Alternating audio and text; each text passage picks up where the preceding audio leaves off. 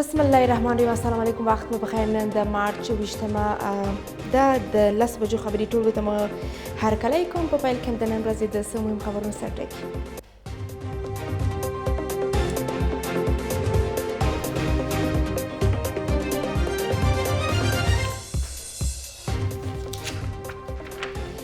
اسلامي امارات د پیل کره نیټه نه ده ښودلې. قطر د افغان نجونو د ښوونځیو پیل غوښتنه کوي.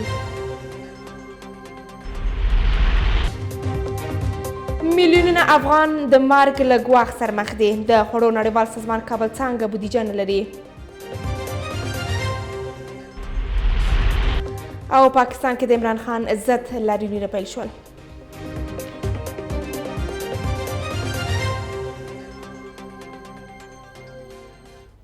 ښه راغلاست. د خبرونو بشپړ جزئیات ته زه اوسئ احمدزی. قطر او اندونیزیا له افغانستان سره د بشري مرستو په موخه هوکړه لاسلیک کړې. د قطر او اندونیزیا د بهرنیو چارو وزیرانو ترمنځ داسې هوکړه لاسلیک شوې چې له مخې به اندونیزیا له افغانستان سره بشري او پراختیایي مرستې کوي. د دې هوکړې له مخې د قطر هېواد به افغانستان ته د دې مرستو رسولو او لګولو ته زمینه برابروي. دواړو لوري ټینګار کړی چې افغانستان په ناوړه وضعیت کې دی او د نړیوالو مرستو ته اړتیا لري چې له دغه هېواد سره خپلې مرستې جاري وساتي. د ازبکستان، پاکستان او افغانستان ترمنځ د ریل پټلۍ پر جوړولو خبرې شوې دي. دغه خبرې تېره ورځ په ازبکستان کې شوي او ټینګار شوی چې درې واړه هېوادونه په دغه پټلۍ د جوړولو پراختیا لپاره عملي هڅې پیلوي. دا ریل پټلۍ به د افغانستان له لارې ازبکستان او پاکستان سره نښلوي چې شاوخوا 600 کیلومتره اوږدوالی لري. دغه درې واړه هېوادونه له وړاندې هم د دغه ریل پټلۍ پر جوړولو خبرې کړې وې، خو تر اوسه یې عملي چارې نه دي پیل شوي. په دې غونډه کې همداراز د درې اړخیزو اړیکو پر پراختیا هم خبرې شوي دي او ټینګار شو چې د ورته پروژو په پلي کولو سره به په سیمه کې اقتصادي او سوداګریزه پراختیا رامنځته شي. قطر وایي تمه لري چې افغان حکومت د نجونو د ښوونځیو په تړاو خپله پرېکړه بیرته واخلي. د قطر د بهرنیو چارو وزیر محمد بن عبدالرحمن ویلي چې د دې خبر په اورېدو حیران شوی دی. په وینا یې دوی په ځلونو اسلامي امارات هڅولی چې خپل سیاستونه بدل کړي، نجونو او ښځو ته د کار او زده کړو زمینه برابره کړي او د تعلیمي او تحصیلي مرکزونو دروازې پرانیزي.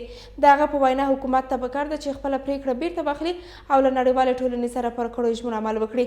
محمد بن عبدالرحمن همداراز ټینګار کړی چې دوی له نوي افغان حکومت سره ښې اړیکې لري او تمه لري چې افغان چارواکي وکړی شي یو ټول شموله حکومت جوړ کړي، په تګلارو کې بدلون راولي او د یو باثباته او پرمختللي افغانستان لپاره هڅې وکړي. د خوړو نړیوال سازمان وایي چې د بودیجې د کموالي له امله یې په افغانستان کې د مرستې رسونې عملیات د درېدو له ګواښ سره مخ دي.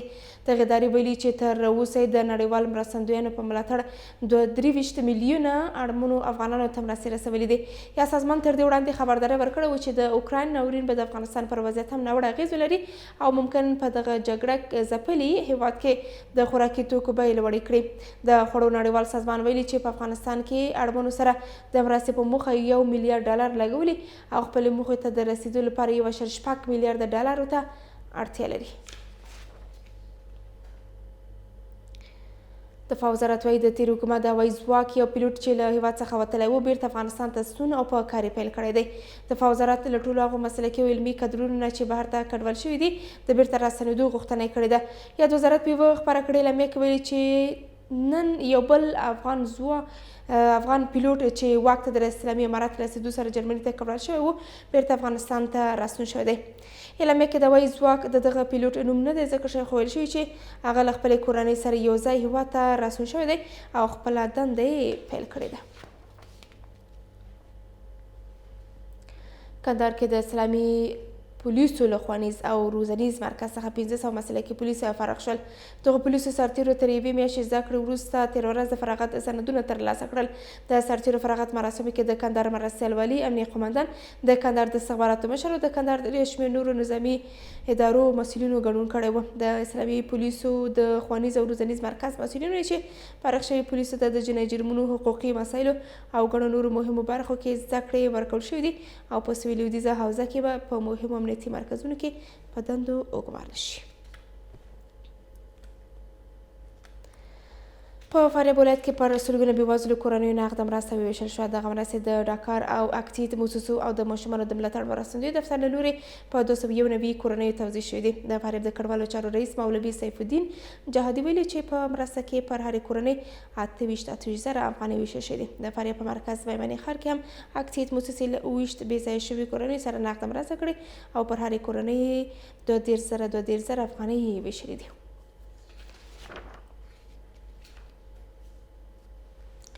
کابل کې د بزګر میله او د زراعتي محصولاتو 4 ورځنی نندارتون پرانیستل شو. د رئیس الوزرا لومړي مرستیال ویلي چې د افغانستان اقتصادي حالت مخ پر ښه کېدو دی او د هیواد زراعتي محصولاتو لپاره به په نړیوالو بازارونو کې بازارموندنه وکړي.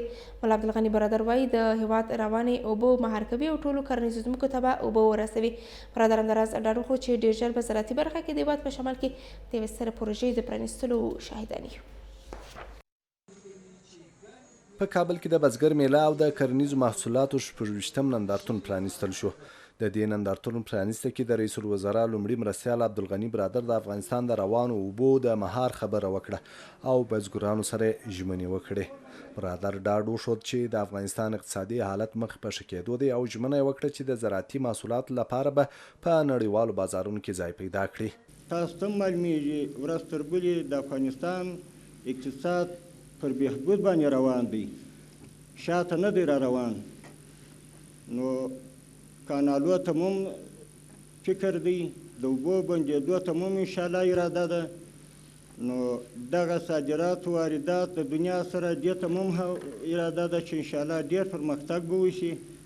نو تاسو ته دا خبره کوو چې تاسې دعاګانې کوئ د افغانستان و ټولو مسؤلینو ته چې په دغه خپل خدمت کې هر سړی ورته متوجه شي. نندارتون کې عبدالغني برادر خبر ورکړ چې ډیر ژر به په هیواد کې یوې سترې پروژې د پرانیستلو شاهدان یو چې کابو نیم افغانستان به یې له ګټې برخمن شي. افغانستان د زراعت پر سکتور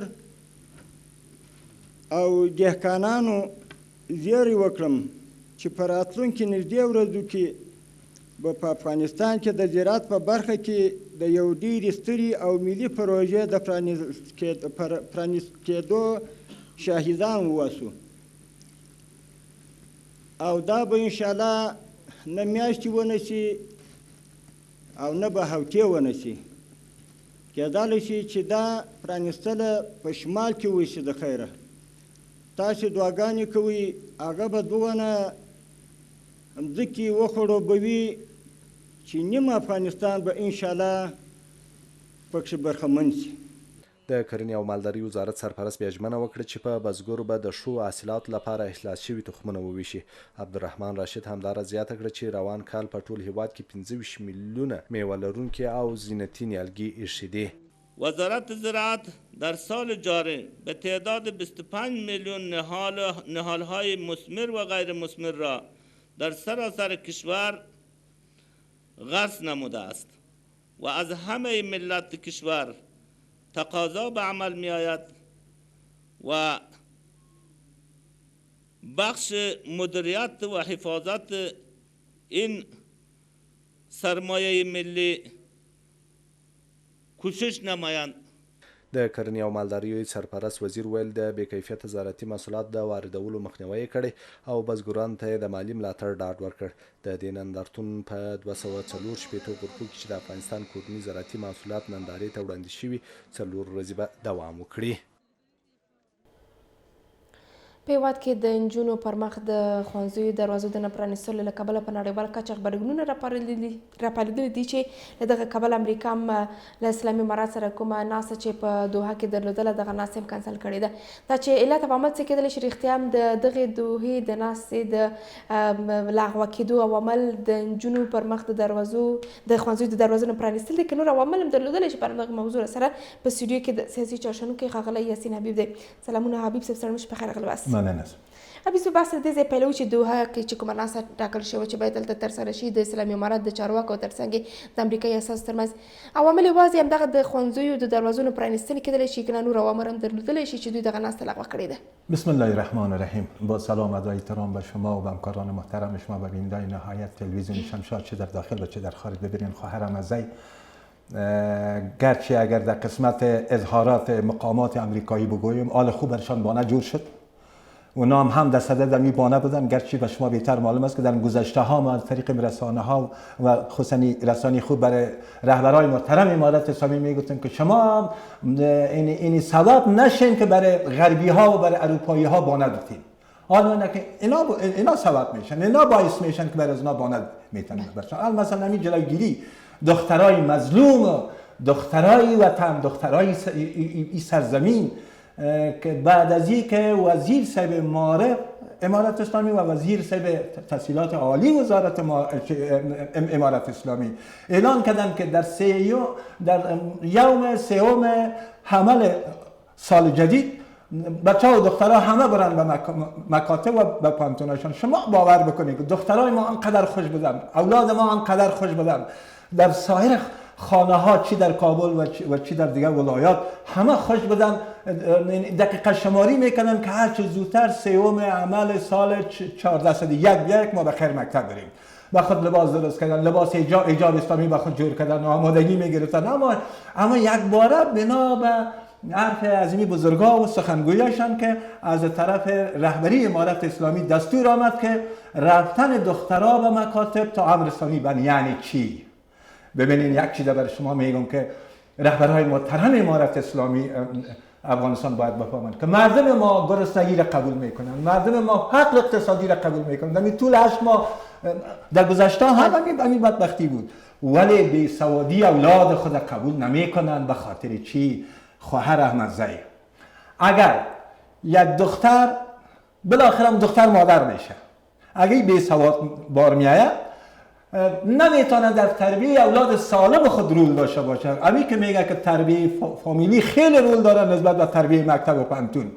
اولادی که در فامیل خود یک تربیه سالم داشته باشه، او باز در مکتب هم در پانتون هم این تربیه سالمتر را کسب میکنه. وقتی که شما دخترای مسلمانی سرزمینه به ادامه تحصیلاتشان اجازه نمیتین، از یا چی جور میشه؟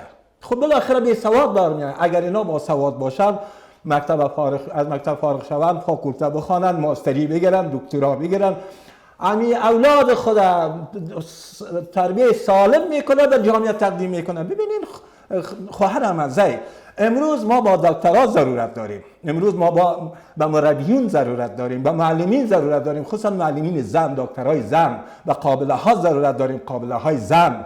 اینمی باید رهبرای محترم امارت اسلامی باید بفهمن که اصلا یک جفای بسیار بزرگ است به حق ملت مسلمان و مجاهد و صبوری افغانستان که امروز شما دخترایشان اجازه نمیتین که برن به مکتب. ببینین اکثری از تحلیلگرا را ما دیدیم که اول اینا من خودم آزرده شدم، خفه شدم، در حالی که شما شاهد بودید ما همیشه در طول 8 ماهی که در این رسانه ها میایم، در سایر رسانه ها میایم، به خاطر وطن خود، به خاطر مردم خود، با پاس وطن و مردم خود ما از مواضع امارت اسلامی دفاع میکنم، کوشش میکنم که مردم خود قناعت بدم که انشالله وضع خوب میشه، وضعیت درست میشه، اوضاع خوب میشه. شما صبر کنین، شما حوصله کنین، شما تحمل کنین، شما طاقت بکنین. انشالله رهبرای محترم امارت اسلامی علمای دینی هستن، علمای جاهد هستن، اونا شیخ القرآن، شیخ الحدیث هستن. ببینید خواهرم از زی تحصیل برای مرد زن حکم خدا و رسولش هست. اینا الحمدلله همه علما هستن. یک چیز دیگر برای مردم ما گنگ است، برای ما هم گنگ است که وقتی که سرپرست محترم وزارت معارف امارت اسلامی و سرپرست محترم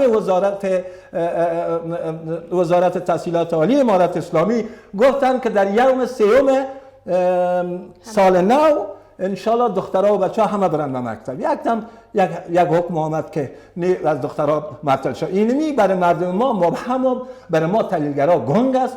ما خواهش میکنم از رهبرهای محترم امارت اسلامی که اگر میخواین که شما موفق باشین، اگر میخواین در دنیا سرافراز باشین، اگر میخواین که دنیا شما را به رسمیت بشناسن، مردمتان، شما مشروعیتتان از مردم خود بگیرین، مشروعیت حکومتتان از مردم بگیرین. این بزرگترین یک جفا و ظلم و ستم است که شما دخترای این سرزمین به ادامه تحصیل اجازه نمیدید. حبیب صاحب دغه ناسته چې اوس لغوه شوې ده څومره مهمه کېدلی شي د افغانستان په روان وضعیت باندې څومره اغېز پرېښودلی شو چې د همدغه د مکاتب د نه پرانیستلو له کبله امریکا دې ته اړ شوه چې بالاخره دغه ناسته چې له اسلامي امارت چارواک صاحب دوی درلودله لغوه دې کړي. ببینید احمدزی صاحب مثل ما پیشتر هم گفتم که حالا یک بانه برای جور شد. امریکا هم به صدد بانه هست. ما باورمند هستم که امروز هیچ کسی اگر امریکایی ها هست، اگر اروپایی ها هست، اگر روسا هست، اگر چینایی ها هست، اگر کشورهای عربی هست، هیچ کسی به خاطر ملت مسلمان و مظلوم افغانستان اشک تمسا نمیریزند. همه اهدافی دارند، همه برنامه‌های طویل مدت در قبال ملت مسلمان، در قبال کشور عزیز ما افغانستان که دارای یک استراتژی یا سوق جیشی یا یک موقع اساس جغرافیایی در دنیا در منطقه است. به می اساس کل دنیا چشم طمع به کشور ما داره. دومی که کشور ما دارای ثروت‌های عظیم خدادادگی در دل کوههای خود داره که اکثر کشورهای استکباری چشم دوخته که تا این ثروت‌های خدادادگی زیرزمینی ما را چور کنن، مثل که تا امروز اینا چور کردن، تاراج کردن. حالا برشان یک بانه جور شده. حالا فقط مسئله جلوگیری از رفتن دخترای افغان، دخترای مسلمانی افغان به پانتون به مکاتب اینا بانه میگیرن. ببینید خواهر احمدزی این لباس شما بهترین یک لباس یک حجاب اسلامی است. از نقطه نظر اسلام شریعت تا جایی که من از قرآن میفهمم، از احادیث نبوی میفهمم، این لباس شما بهترین یک حجاب اسلامی است. هر کسی که انتقاد میکنه دیگه در حقیقت او مغایرت با قرآن حدیث است. آل امریکایی ها اگه هست، اگر اروپایی ها هست، آل خوب برشان بانه جور شد. آل به قول مردم عواما خوب تبرشان دسته پیدا کرد که حالا فقط این مسئله را بانه میگیرن. او نشست هایی که اینا در دوحه داشتن بین ایتای مذاکره کننده امارت اسلامی و امریکا، اونا که توافقاتی که داشتن امضا کرده بودن، حالا میخوان که اونا را نقض بکنن.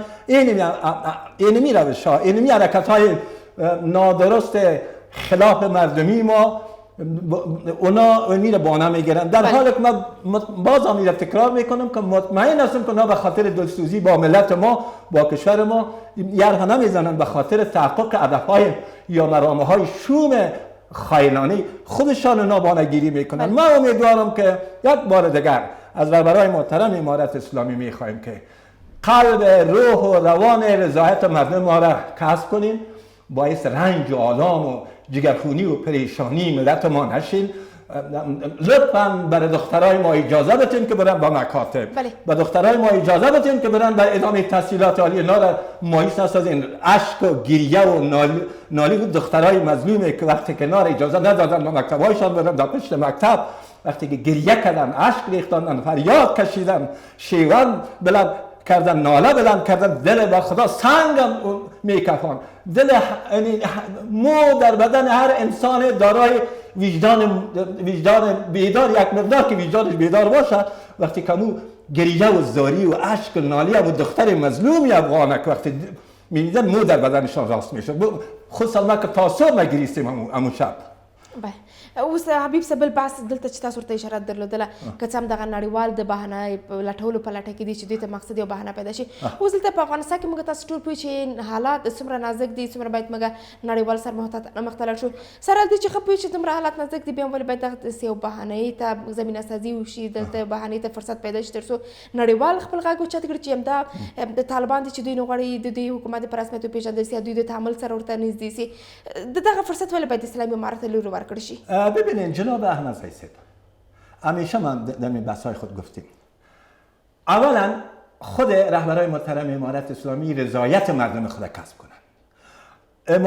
رهبران محترم امارت اسلامی، شما مشروعیتتان از ملت مسلمان مجاهدتان کسب بکنین، از زن و مردی سرزمین، از پیر جوانی سرزمین، از خرد کلانی سرزمین، شما مشروعیتتان کسب کنین تا اینمی مردم مسلمان، اینمی مردم مجاهد. من مطمئن هستم که تا اون دعای ما، حتی اهل سیک ما، اگر شما واقعا قلب روح روانشان به دست بیارین، امنا به یاد وطن خود که اگر از وطن هم همین سکای ما و اون دعای ما وطن رفتن از وطن خودم رفتن به یاد وطن گریه میکنن. اگر در هندوستان هستن اگر در امریکا هستن به یاد وطن خود گریه میکنن. شما رهبرای محترم امارت اسلامی رضایت مردم خود کسب کنین، قلب روح و روان مردم خود کسب کنین، کاری نکنین که باعث رنج و آلام و اذیت مردم شود. اگر ملت با شما باشه خدا با شما هست، اگر ملت از شما راضی باشه خدا از شما راضی می باشه. درست است اگر مشکلاتی در وطن وجود دارد شما درست مدیریت کنین. ببینین خواهر احمدزی اگر شما پرسنل کاری درست ندارین، ای رهبرای محترم امارت اسلامی، اگر پرسنل کامل درست کاری ندارین در بین ملت ما به هزارها هزار به صدها هزار به لکها کادرای فعال و ورزیده در همه عرصه ها تعلیم و تربیه و صحت عامه و اقتصاد و انجینری و آب و برق و زراعت و غیره و غیره وجود دارد. شما بیارین حکومتتان هم شمول بسازین، بیارین کادرهای ورزیده و خوب درستی وطن بیارین. حتی بعضشان که در طول شما از دفاتر بیرون کردین نکنین بیرون، دیگران هم جذب کنین، از اونا رو به کار برسین. خصوصا روند تعلیم و تربیت را درست مدیریت کنین. این که درست از ما مسلمان هستیم، حجاب اسلامی حکم خداست، حکم رسولش است. باید هر مسلمان در قسمت حفظ حجاب اسلامی برای زن و برای اولاد و برای خواهر و برای دختر خود این را مراعات بکنن. این تنها حکم شما نیست، حکم پروردگار است، حکم رسول اعظمش است، حجاب اسلامی. هر خواهر ما، هر مادر ما، هر دختر ما باید حجاب اسلامی را مراعات بکنه. شما مدیریت کنید. اگر خدای نخواسته شما مشکلی در مکاتب دخترانه احساس میکنین، مدیریت کنین، مدیریت درست کنین. بس دلته مشکل واضح د حجاب مسله کېدلی شي کنه فشارونه دي چې واردېږي هغه که د امریکا له لوري وي که د طالبانو له لوري وي دغه فشارونه په همدغه غمځپلي ولس باندې همیشه واردېږي. ولې باید تل دغه ولسونه تر فشار لاندې راشي که اسلامي امارات له لوري وي که د امریکا له لوري وي. هدف د فشار واردولو په خلکو باندې څه کېدلی شي؟ ولې په خلکو باندې فشار واردوي؟ ولې د نجونو دروازې د مکاتب ورته نه پرانیزي چې دوی مکاتب ته د لاړ شي؟ د دغه فشار څخه هدف څه کېدلی شي هم د نړیوال هم د طالبانو؟ فقط اولا غربی ها میخواهند که ما امیال شوم خود هم غربی ها هم اروپایی ها امیال شوم خود بالای امارت اسلامی، رهبرای امارت اسلامی تحمیل بکنن. به خاطر امی فشارها میارن که اینا وارد میکنن که امیال شوم خود اونمو شرایط خود اونمو به اصطلاح این پیشنهادات خود بالای از اینا بقبولانن. خصوصا در قسمت حکومت امر شمول بعضی از چهره ها و جواسیس خود لست میتن که لست دارن که اینا در حکومت امر شمول او را تعیین کنن. ما همیشه گفتیم، بارا گفتیم، در طول 8 ماه گفتیم که اما قبل از اینکه امریکایی‌ها برای شما نسخه بده، قبل از اینکه اروپایی‌ها برای شما نسخه بده، خودتان حتی از اینمی سیاسیون کشورتان که در داخل است فرار نکردن، نقصایشان را بپذیرین، پیشنهاداتشان را بپذیرین، نظریاتشان را بپذیرین. شما خاص دنیا از شما ایجاد حکومت عمل شمول است. شما از بین مردمتان چهره ها و خوب بیارین در حکومت شریک کنین. نگوین که والله اینا این طالب نیست، مربوط امارت نیست، مربوط تحریک اسلامی طالبان نیست، همشون چنین است و چنان است. نگوین امی که مسلمان است، امی که افغان است، امی که سرزمین است، امی که سابقه خوب داره، امی که مسلمان هست، امی که تحصیلات عالی داره، امی که با تجربه هست، امی که کارکردهای خوب داره، بیارین در حکومت. خیر امی وزیرا کل از شما تعیین شود، امی والیا کل از شما تعیین شود. معینات تعیین کنین، مشاورین تعیین کنین، معاونین والیا تعیین کنین، شاروالا تعیین بکنین. بیارین در ریاست های ادارات وزارت خانه ها تعیین کنین. بیارین شما شریک. امروز شما ضرورت دارین. امروز نمیتونه که شما نمیتونید با این پرسنل کاری که اینا حقیقت درست است. من احترامی که بر رهبران محترم امارت اسلامی دارم، من احترامی که بر شخصیت های امارت اسلامی که اینا مدارس دینی و مدارس اسلامی را خواندن، ولی احترام دارم، این شخصیت های نیک هستن. ولی این وطن خود تنها نمیشه با چهره ها و شخصیت هایی که صرف الهیات خوانده باشن، شیخ الحدیث باشن، شیخ قرآن باشن. ولی ما به انجینرها ضرورت داریم، ما به معدنشناسا ضرورت داریم، ما برای کسایی که در رشته برق تحصیل کرده باشن، کسایی که در رشته زراعت تحصیل کرده باشن، کسایی که در رشته اقتصاد تحصیل کرده باشن، کسایی که در رشته طب تحصیل کرده باشن. ما به لک‌ها کادرهای خوب در این رشته ها داریم، همه خانه نشین. حتی حالا ببینین خواهر احمدزی آل اینمی که اینا مکتب بند کردن برای دخترها. آل شما سعی کنین سیل ماجرت ها را، مردم مثل ما پیشتر گفتم، مردم فقر قبول میکنن، مردم ناداری را قبول میکنن، مردم گرسنگی را قبول میکنن، مردم بی روزگاری را قبول میکنن، ولی بی سوادی اولاد خود قبول نمیکنن. حالا مردم به خاطر اولاد خود که اولادشان بی سواد نمانه هجرت میکنن، میرن یا ایران میرن یا پاکستان میرن یا یک کشور دیگه میرن یا تاجیکستان میرن یا ترکیه میرن، یک سه میرن دیگه سه میرن میکشن خدا. یا رهبرای محترم امارت اسلامی شما بعد سر نکنین این مردم متواری نسازین، این مردم یاغی و واغی نسازین. برای خدا ما همیشه برای شما عذر کردیم، گفتیم که ما به خاطر وطن به خاطر مردم خود از شما حمایت میکنم. از مواضع شما تا به هم روز طول 7 ماه 8 ماه به میرسانه آمدیم، یگان 100 به میرسانه آمدیم ما دفاع کردیم از مواضع شما باور کنین خواهر امازای بعضی از رسانه های معتبر مرا دعوت نمیکنن. به خاطر چی دعوت نمیکنن؟ میگن یاسین نبی با طالبان دفاع میکنه، یاسین نبی انتقاد نمیکنن. من انتقاد میکنم، انتقاد سالم میکنم. ولی من تخریب نمیکنم، منفی بافی نمیکنم. به خاطر اینکه من منفی بافی نمیکنم مرا بعض رسانه ها دعوت نمیکنن. ولی جناب ولی رهبرهای محترم امارت اسلامی شما کوشش کنید که مردم ما را ناراض نسازید. اوس حبیب صاحب که طالبان او امریکا په دغه برخه کې خپل پالیسي کې بدلون رانولي دا بس کوم نور سخت تمام شي دغه اوسنی اعلان چې د تر دې به کړکېچن سي ځکه چې طالبان خپل پالیسي د امریکا پر وړاندې نه ښکار کوي، امریکا د افغانستان پر وړاندې خپل پالیسي نه ښکار کوي چې د کومې پالیسي پر اساس باید د افغانستان سره مخ ته لاړ شي. اوسنی د ناستې لغوه کېدل یو بله ښه بېلګه کېدلی شي چې امریکا څه نیت لري د افغانستان په اړه باندې دغلته څومره اوس اړتیا پیدا کیږي چې دوی باید په خپل پالیسي کې بدلون راولي. اول خو یک چیز خدمت شما عرض کنم قبل از این سوال شما به پاسخ بگویم که میره پاسخ میگم. چین 21 سال دنیا حکومت چین جمهوری خلق چین به رسمیت نشناختن. 21 سال بعد از ولی امو دولت چین دولت خلقی چین یا جمهوری خلقی چین مسئولیت خود از ملت خود گرفت. آلمان 7 سال دنیا آلمان به رسمیت نشناختن ولی از طرف مردم خود مشروعیت گرفت.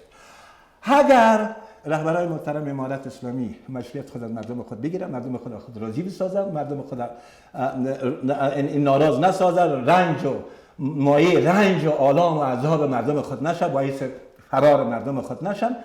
اینمی که وقتی مردم با اینمی حکومت امارت اسلامی هم دست شد، هم پیوست شد، خود در آینه حکومت امارت اسلامی دیدن باز دنیا هم ناگزیر هستند که امریکا هم امارت اسلامی رو به رسمیت بشناسن، اتحادیه اروپا هم امارت اسلامی رو به رسمیت بشناسن، پاکستان هم، ایران هم، روسیه هم، چین هم، کشورهای عربی همه افریقایی و سایر دول دنیا امارت اسلامی رو به رسمیت بشناسن. اگر حالا شما سعی کنین امروز تا پاکستان به رسمیت نشناخته امارت اسلامی را، ایران به رسمیت نشناخته امارت اسلامی را، چین به رسمیت نشناخته امارت اسلامی، به خاطر در گذشته در جریان جهاد مقاومت امارت اسلامی بر ضد قوای ناتو این روابط امارت اسلامی با چین بسیار خوب بود، با امریکا با پاکستان بسیار نیک بود، با ایران بسیار نیک بود، اصلا بود و بعض از حتی قطر به رسمیت تا نشناخته که درود مرکز دارن. به خاطر چی؟ به خاطر اینمی که حکومت همه شمول وجود نداره، اونا تقاضایشان همه برقراری حکومت همه شمول است. جواب رهبرای محترم امارت اسلامی میگن که چون در بین رهبرای امارت اسلامی همه شمول ملیت‌های از شخصیت‌های از سایر ملیت‌ها. نه عزیزان من، این گپ نیست. حکومت همه شمول شده نمیتونه کل اون بزرگوارای عزیز ما که دانشمندا هستن، شیخ القرآن شیخ الحدیث هستن و کل انسانای نیک هستن، احترام دارم از ملیت‌های مختلف ولی مربوط امارت اسلامی هستن. اونا نمیتونه دنیا همه شمول نمیگه شما به این گپایتان دنیا را نمیتونید متقاعد بسازین، جهانیان نمیتونید متقاعد بسازین. فلهذا هرگاهی که امارت اسلامی حکومت همه شمول خود از بطن مردم از بین مردم ایجاد کرد، دوم حقوق بشر که یکی اونم حقوق بشر حق ادامه قائل شدن در جهت ادامه تحصیل به دخترای افغان و هم حق اجازه کار به خواهرای ما در ادارات، البته مطابق شرایط اسلامی و شریعت غرای محمدی. هر وقتی که اینمی چیز امارت اسلامی قائل شد، امریکا مناسباتش ناگزیر است که با افغانستان خوب شود، امارت اسلامی را به رسمیت بشناسه. اسلامي امارات باید څومره محتاط اوسیږي امریکا سره او نړۍ سره د اړیکو په برخه کې؟ باید در قسمت روابطی که امارت اسلامی بخواهند با امریکا برقرار بکنن. خب یک چیز من خواهش میکنم، حالا میگم بله روابط نیک با امریکا داشته باشن، روابط نیک با اتحادیه اروپا داشته باشن، ایجاب میکنه مقتضای عصر زمان ایجاب میکنه، روابط نیک با چین داشته باشه، روابط نیک با روسیه داشته باشه، روابط نیک با کشورهای عربی باشه.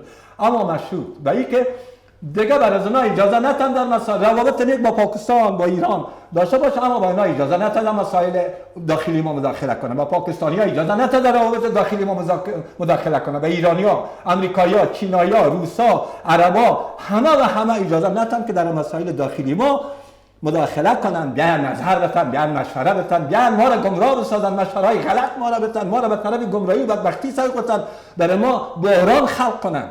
اجازه نتن، اما فقط استقلالیت خود حفظ کنن، به هیچ کس اجازه نتن مشوره های هیچ کس نپذیرن، مشوره های ملت خود، مشوره های سیاسی خود بپذیرن. اون زمان است که وضع خوب میشن، امارت اسلامی را دنیا به رسمیت میشناسن، به خاطری که ملت خود وقتی که مشروعیت خودتان از ملتتان گرفتین، ملتتان راضی ساختین، خدا به شما راضی میشه، دنیا ما شما خوش میشه، مشروعیت ونه دنیا میگیره. ډیر زیات مننه ژوند صاحب اپیزودش بسته خیر باشه. خیر مننه. اوس هم د ما تر د میروسه د خبرونو د با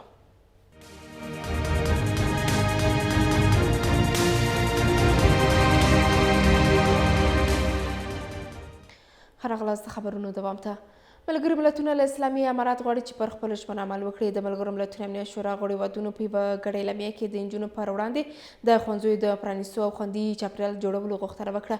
نظرونه دا دي چې اسلامي امارات به په دا ډول پریکړو سره د رسمیت پیژندنې هڅې او هیلې زیانمنې کړي. د ملګرو ملتونو امنیت شورا په افغانستان کې د نجونو ښوونځیو د بند پاتې کېدو پریکړه وغندله. د امنیت شورا څخه باندې لسو دایمي غړو هیوادونو په یوه ګډه اعلامیه کې له اسلامي اماراتو وغوښتل چې ښوونځي پرانیزي او د نجونو لپاره خوندي چاپیریال برابر کړي. روانونې میلیونونه نجونې په افغانستان کې له اوښکو په ډکو سترګو له ښوونځیو پاتې شوې. د افغانستان د باثباته او امن راتلونکي لپاره تاسې د استعدادونو او بشري قوې مخه مه نیسئ. دغه مخنیوی د ښوونځیو مرکزونو بند ساتل دي. ښوونه د یوې ټولنې مهم اړخ دی. طالبانو ته زموږ پیغام دا دی چې نجونې ښوونځیو ته پرېږدئ او هغوی ته خوندي چاپیریال برابر کړئ. Send a unified message to the Taliban to open the schools for all. د امنیت شورا غړي هیوادونه وایي یوناما د طالبانو لوري د ژمنو عملي کولو په خاطر کابل کې خپل ماموریت غځولی، خو دا ډول تحرکات به یې دریځ زیانمن کړي. د چارو کارپوهان په دې نظر دي چې هیواد امن دی او باید له دې فرصته مثبته ګټه پورته شي. الله په فضل په هیواد کې سوله رامنځته شوې ده. دا شرایط آماده دي چې باید نجونې ښوونځیو ته لاړې شي او هیڅ ډول مشکل نه لیدل کېږي. بنان د خلکو پوښتنو ته، د ولس تشویش ته او همدارشان د نړۍ ملاحظاتو ته په دغه مشروع برخه کې د امارت د مشرانو پاملرنه اړینه ده. تحلیل کوونکي وایي که د نجونو لپاره تر شپږم ټولګي پورته زده کړو اجازه ورنکړل شي، د سرپرست حکومت د رسمیت پیژندنې او نړیوال تعامل لپاره هلې ځلې به زیانمنې شي. د دوی د ښوونځیو پراننې دي، نو دوی هغه کوم مرستې چې کوي، کوم همکاري چې د افغانستان لري، کېدای شي په هغې به وسپموي او هغې کې مشکلات جوړ شي. حتی د افغانستان د رسمیت پیژندنې په هکله چې کوم قدمونه اوچت شوي دي او همکارۍ وعدې شوي دي، په هغې کې هم کېدای شي مشکلات را مخکې شي. نو دا دغسې تصامیم چې نه معلومیږي چې کوم څوک یې نیسي، د چا کوم افرادو په ذریعه نیول کېږي. نظرونه دا دي چې د ښوونځیو تړلو په کور دننه هم د خلکو زړونه مات کړي او پایلې به یې تر دې هم خطرناکې وي. من فکر میکنم که نباید اون طوری که در گذشته با خون مردم افغانستان تجارت صورت گرفت، امروز با اشک مردم افغانستان تجارت صورت بگیره.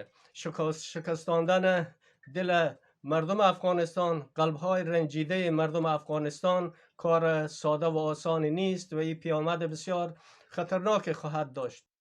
بل لور ته د ملګرو ملتونو عالی کمشنرۍ د اسلامي امارت چارواکي د خپلو ژمنو په عملي کولو کې پاتې بللي او ویلي دي چې څو اونۍ وړاندې کابل ته د خپل سفر پر مهال ورسره طالبانو د نجونو ښوونځیو د پیل وعده کړې وه. له دې سره په کابل کې د ښځو حقونو یو شمېر فعالانو او زده کوونکو لاریون وکړ. متحرزین د پوهنې وزارت دروازې ته راټولې شوې وې. د اسلامي امارت نه یې غوښتنې او پر نړیوالو نیوکې لرلې. افغان ښځې وایي زده کړې طبیعي حق دی او د یو نسل محرومول به د افغانستان راتلونکي لپاره ناوړه پایلې ولري.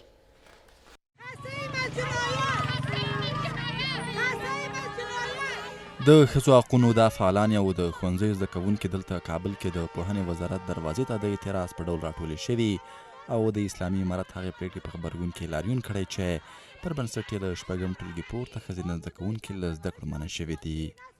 دوی وایي زده کړې د ټولو انسانانو طبیعي حق دی او دوی هم د هلکانو په څیر حق لري چې ښوونځي ته لاړې شي او زده کړې وکړي. لاریون کوونکي وایي د ښوونځي یونیفارم یې له شریعت سره برابر او په ښوونځیو کې له لومړي ټولګي څخه دیني زده کړې کوي، نو له زده کړو د نجونو محرومول هیڅ توجیه نه لري. صدای ما بشنوین، ننگتان باد، ننگ از سکوت ننگینتان را بشکنانین، وجدانهایتان را بیدار بکنین. شرم است بر شما که در دنیای امروزی که شما هر روز دارین و تکنولوژی و اختراعات بزرگ دست پیدا میکنین، اینجا یک نسل حقی در درس خواندن و رفتن به مکاتب را ندارد. لاریون کوونکو وویل چې د اسلامي نړۍ په ټولو هیوادونو کې نجونې زده کړو ته لاسرسی لري، خو یوازې د افغانستان نجونو څخه دا حق اخیستل شوی دی. دوی له اسلامي امارت غوښتنه وکړه چې زر تر زره د ښوونځیو دروازې د نجونو پر مخ پرانیزي او نړیواله ټولنه یې وننګوله چې ګنې په دې تړاو چوپه پاتې ده. آموزش و پرورش را سیاسی نسازید. ما برای دختر و پسر افغانستان عدالت می‌خواهیم. دې سره د ملګرو ملتونو بشري حقونو عالي کمیشنر وایي د طالبانو دا پرېکړه به نه یوازې د افغانستان راتلونکي په خطر کې واچوي، بلکې افغاني ښځې به د نور تاوتریخوالي او بېوزلۍ قرباني کړي. د افغانستان اوسني چارواکي په خپلو ژمنو کې ناکام شول چې څو اونۍ وړاندې کابل ته زما د سفر پر مهال ویلي وو چې له 6 ټولګي پورته به د نجونو ښوونځیو ته اجازه ورکړو.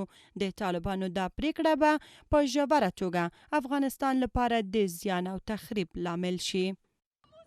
اسلامي امارت د روانې وري میاشتې په 3 نیټه داسې مهال د نجونو پر منځنیو ښوونځیو او لیسو بندیز ولګاوه چې میلیونونه ښځینه زده کوونکي په ټول افغانستان کې له 7 میاشتو وروسته ښوونځیو ته تللي وي. اسلامي امارت وایي ښځینه زده کوونکي دې تر هغې ښوونځیو ته نه ځي چې دوی ورته د اسلامي شریعت او افغاني کلتور سره سمه طرحه نه وي جوړه کړې. امریکا په دوحه کې له اسلامي امارات سره خپلې ټولې برابرې شوې ناستې لغوه اعلان کړې. د امریکا بهرنیو چارو وزارت وایي طالبان د درک وړ نه دي او خپل ولس او نړیوالې ټولنې سره په کړو ژمنو نه دي ولاړ. خو باور دا دی چې په کور دننه د نجونو د ښوونځیو د پیل ځنډ د دې لامل شوی چې امریکا له افغانستان سره خپل مذاکرات لغوه کړي. تحلیل کوونکي وایي د اوسني نظام دغه ډول پرېکړې به افغانستان له نړۍ نه هم لرې کړي. له هغې وروسته چې د تعلیمي کال په سر کې اسلامي امارت له 6 ټولګي پورته د نجونو د ښوونځیو پیل تر امرساني وځنډاوه، امریکا هم له افغانستان سره په دوحه کې خپلې ټولې ناستې چې له وړاندې پروګرام شوې وي لغوه کړي. د امریکا د بهرنیو چارو وزارت وایي له طالبانو سره خپل ټول تعاملات او اړیکې ځنډولي دي. متحده ایالاتو له طالبانو سره خپل یو شمېر تعاملات او د دې جملې څخه هغه ناستې چې د مخه په دوحه کې پروګرام شوي وي لغوه کړي دي. دې تصمیم ته موږ په خپل تعامل کې د یو بیرته تګ بالخوا عطف ټکي په توګه ګورو. کارپوهان بیا په دې اندي چې د نجونو ښوونځیو د پیل ځنډ د دې لامل شوی چې د افغانستان او نړیوالو ترمنځ اړیکې اغېزمنې کړي او امریکا یې هم په غبرګون کې د کابل او واشنګټن ټولې هغه ناستې چې ټاکل شوې وي په دوحه کې ترسره شي لغوه کړي دي. ځینې بیا په دې باور دي چې له چین او روسیې سره د امارت وروستی راشه درشه او نږدېوالی د واشنګټن د نارضایتۍ لامل شوی دی. د افغان نجونو ثانوي زده کړې نه پیل کېدل نه تنها په کور دننه به ډېر تاوان افغانستان وکړي، لکه خو نجونې به له ښوونځیو نه محرومې سي، بلکې د نړیوالو اړیکې به له افغانستان سره په دې باندې هم ډېر اثرات کوي، خصوصا په اقتصادي او سیاسي چارو کې. لکه څنګه چې نن امریکا غوښتل چې له دوحه کې له طالبانو سره په اقتصادي چارو د افغانستان د نوې پیسې چاپولو بانکي سیستم باندې د حل لارې لټولو په هکله باندې خبرې وکړي، هغه لاګوستلې. همداسې نړیوال به هم خپلې مرستې نه کوي. ما په اند کوم خبرې اترې چې په دوحه کې د امریکایي چارواکو طالبانو په مابینځ کې لغوه شوله، دا طبیعي خبر ده چې یو برخه د افغانستان د نجونو تعلیم موضوع ده. دا یوازې امریکایي چارواکي نه دي بلکې اضافه تر 15 نور ملکونه هم خپل دریځونه اعلان کړل په رسمي بڼه باندې. مګر دا چې غبرګون به په افغانستان کې څه زه فکر کوم په اصل کې طالبان ډېر روسیه او چین سره سره نږدې سوله. نو امریکا نه غواړي چې طالبان چین او روسیې سره دومره تعامل ولري، هغه هم په داسې وخت کې چې د دوی په مابینځ کې یو شخړه او جګړه او لانجه روانه ده. زه فکر کوم چې په اوسنۍ شرایطو کې طالبان باید داسې یو تګلاره غوره کړي چې هم دنیا سره په تعامل کې او هم دننه کوره خپل افغانانو سره. کارپوهان بیا وایي د نجونو د ښوونځیو دروازو تړل په کور دننه او بیرون منفي پایلې درلودې، خو نړۍ ته پکار ده چې له اسلامي امارت سره نږدې تعامل ولري او سرپرست حکومت هم باید د خلکو او د افغانستان راتلونکي په تړاو فکر وکړي. چرا مذاکرات با امریکا لغو شد؟ به خاطر از اینکه همگی میدانند که از جنوب تا شمال، از شرق تا غرب، همگی مردم افغانستان برای دخترای خود تحصیل میخواهند. یک چیز لازم است برای یک کشور و برای یک کشور اسلامی و تصمیم بند کردن دروازه مکتبا یک تصمیمی بوده که برای افغانستان بسیار منفی تمام شد. در حقیقت نړیوال باید د فعلي دولت سره تعامل ولري. فعلي دولت هم هیوادپالنې روحیه په ځان کې پیاوړې د افغانستان د خلکو په اړه ډیر فکر وکوي. ځینې بیا وایي امریکا د اسلامي امارت کندهار ناستې ته زیاته هیله منده وه، خو هغه څه چې له دغې ناستې راوتي د امریکا د میل خلاف دي. د قندهار د غونډې سره جفت هم په افغانستان کې د نجونو مکتبونه د طالبانو د خوا نه وتړل شول او هم امریکایانو خپل مذاکرات د طالبانو سره په ټپه ودرول. داسې ښکاري چې امریکایانو د دې غونډې څخه څه امیدونه درلودل چې ناامیده شول او خپل مذاکرات د طالبانو سره په ټپه ودرول. ټاکل شوی وه چې شنبه او یکشنبه د اسلامي امارت یو پلاوی په دوحه کې امریکایي لوري سره پر اقتصادي مسایلو بحث ولري، خو امریکا چې خپلې ناستې لغوه اعلان کړي، د اسلامي امارت پلاوی هم قطر ته خپل سفر لغوه کړی دی. تېره ورځ د خوړو نړیوال سازمان په افغانستان کې ویلي ول چې دوی د بودیجې د کمښت له کبله نشي کولی چې په افغانستان کې خپل فعالیتونو ته ادامه ورکړي. دا چې د دوی نه فعالیت دلته په افغانستان کې څومره بد اغېز درلودلی شي، پر همدغه موضوع سره د سکایپ له لارې د چهارشنبې ښاغلی بلال فاطمي دی. سلامونه فاطمي صاحب، وخت بخیر. سلامونه احترامات د تاسو ته او ستاسو قدرمندو لیدونکو او اوریدونکو ته د تقدیم وسي. علیکم سلام. فاطمه صاحب، بحث له دې ځایه پیلوي چې تېره ورځ د خوړو نړیوال سازمان ویلي دي چې په افغانستان کې دوی د بودیجې له کمښت له کبله نشي کولی چې خپل فعالیتونو ته ادامه ورکړي. څومره بد زیری دی؟ دا یره خو د هغه وخت نه را پیدا شو کله چې د یوکراین قضیه منځته راغله او موږ خپل هم په خپل خبرو کې اکثرا دا دغه وکړه چې دا به په افغانستان باندې اغیزه کوي، ځکه چې د ملګرو ملتونو د غذایی دغه څنګه دا پروګرام چې افغانستان کې کم از کم 240 میلیونه ډالر د میاشتې او څه کم د 4 میلیارډ ډالر د کال دا ضرورت دي چې په افغانستان کې دغه پروګرامونه مخکې لاړ شي. کله چې د یوکراین قضیه راغله تر اوسه پورې 2 میلیونه مهاجرین پاتې راغلي دي او په دې کې کم از کم 10 میلیونه انسانان عاجل غذایی مرستو ته ضرورت لري او دې لپاره هماغه بودیجه چې د کومې دوی د افغانستان لپاره راټولوله هغه ضرورت دی چې دوی راټوله کړي او د یوکراین قضیې ته کې خود به خود د تاثیرات په افغانستان باندې موږ تاسو ګورو چې پرون او بل ورځ په اروپا کې 2-3 غونډې وشولې چې دوی دا دغه کې چې تضمین د غذایی د اروپا کې دا کې ځکه چې اروپا خپل د غذایی مشکلات سره مخامخ کیدونکې ده او د دې لپاره دوی خاص یو پروګرام او تصمیم ته ضرورت لري.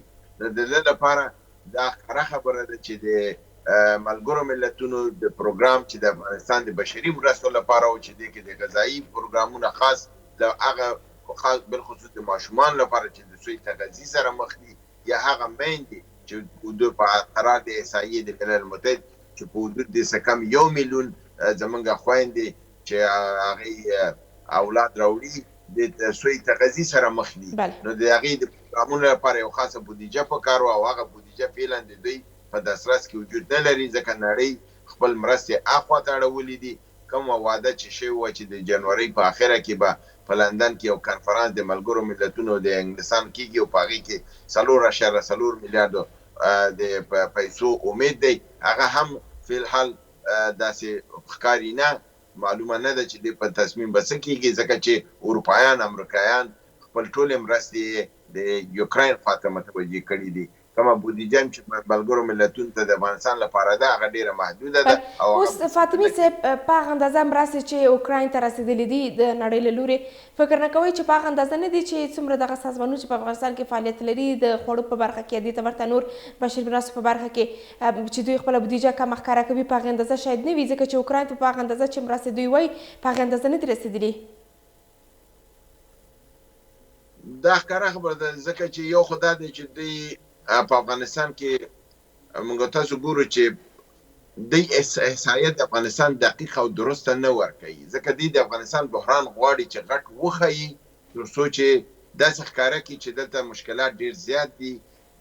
موږ تاسو ګورو چې دوی اوس هر وخت اوله کې ویل 18 میلیونه انسانان غذایي مواد ته ضرورت لري بیا ویل 2 میلیونه بیا دغه 13 ورځې ویلو چې څه کم 15 میلیونه انسانان ضرورت لري د مرسته اما په مقابل کې ګورو کومکونه ډېر محدود شوي دي او د دې مرستې که دوی فرضاً دغه هم نه کړي وایي دې مرستې فعلا چې څومره دي هغه یوکراین خواته تللي دي سره دي که فرضاً هلته دې مرستې دومره وي که نه وي خو بیا هم متوجه شوي ځکه چې 6.5 میلیونه انسانان اروپا ته رادننه شوي دي مهاجرین او 6.5 میلیونه کم انسانان نه دي. دا دفعتاً په اقتصادي او په سیاسي او اجتماعي حالت باندې ډېر لوی اثر لري او د ده تنه د دغې د مخنیوي او د ده د کنټرول او د ځای په ځای کولو لپاره په میلیارډونه روپۍ پکار دي. نو دا خود به خود اثر لري او دا تاثیرات موجود دي که دوی وغواړي ونه غواړي دې غاړې ته به خپل یو بودیجه ورته جوړوي او بودیجه به پرې باندې ورته معطوف کوي. بله دې ترڅنګ همدغه نړیوالو لوري ته په افغانستان کې د بشري فقر مسله رامنځته شوې ده او پورته شوې ده ډېر دغه مسلې باندې بحثونه شوي دي که چېرې دغه سازمانونه ته په افغانستان کې خپل فعالیتونو ته ادامه نه ورکوي یا که د بودیجې کمبود له کبله بیا نور عوامل دوی ورته ورکوي څومره به دلته د بشري فقر مسله نور هم راتازه شي.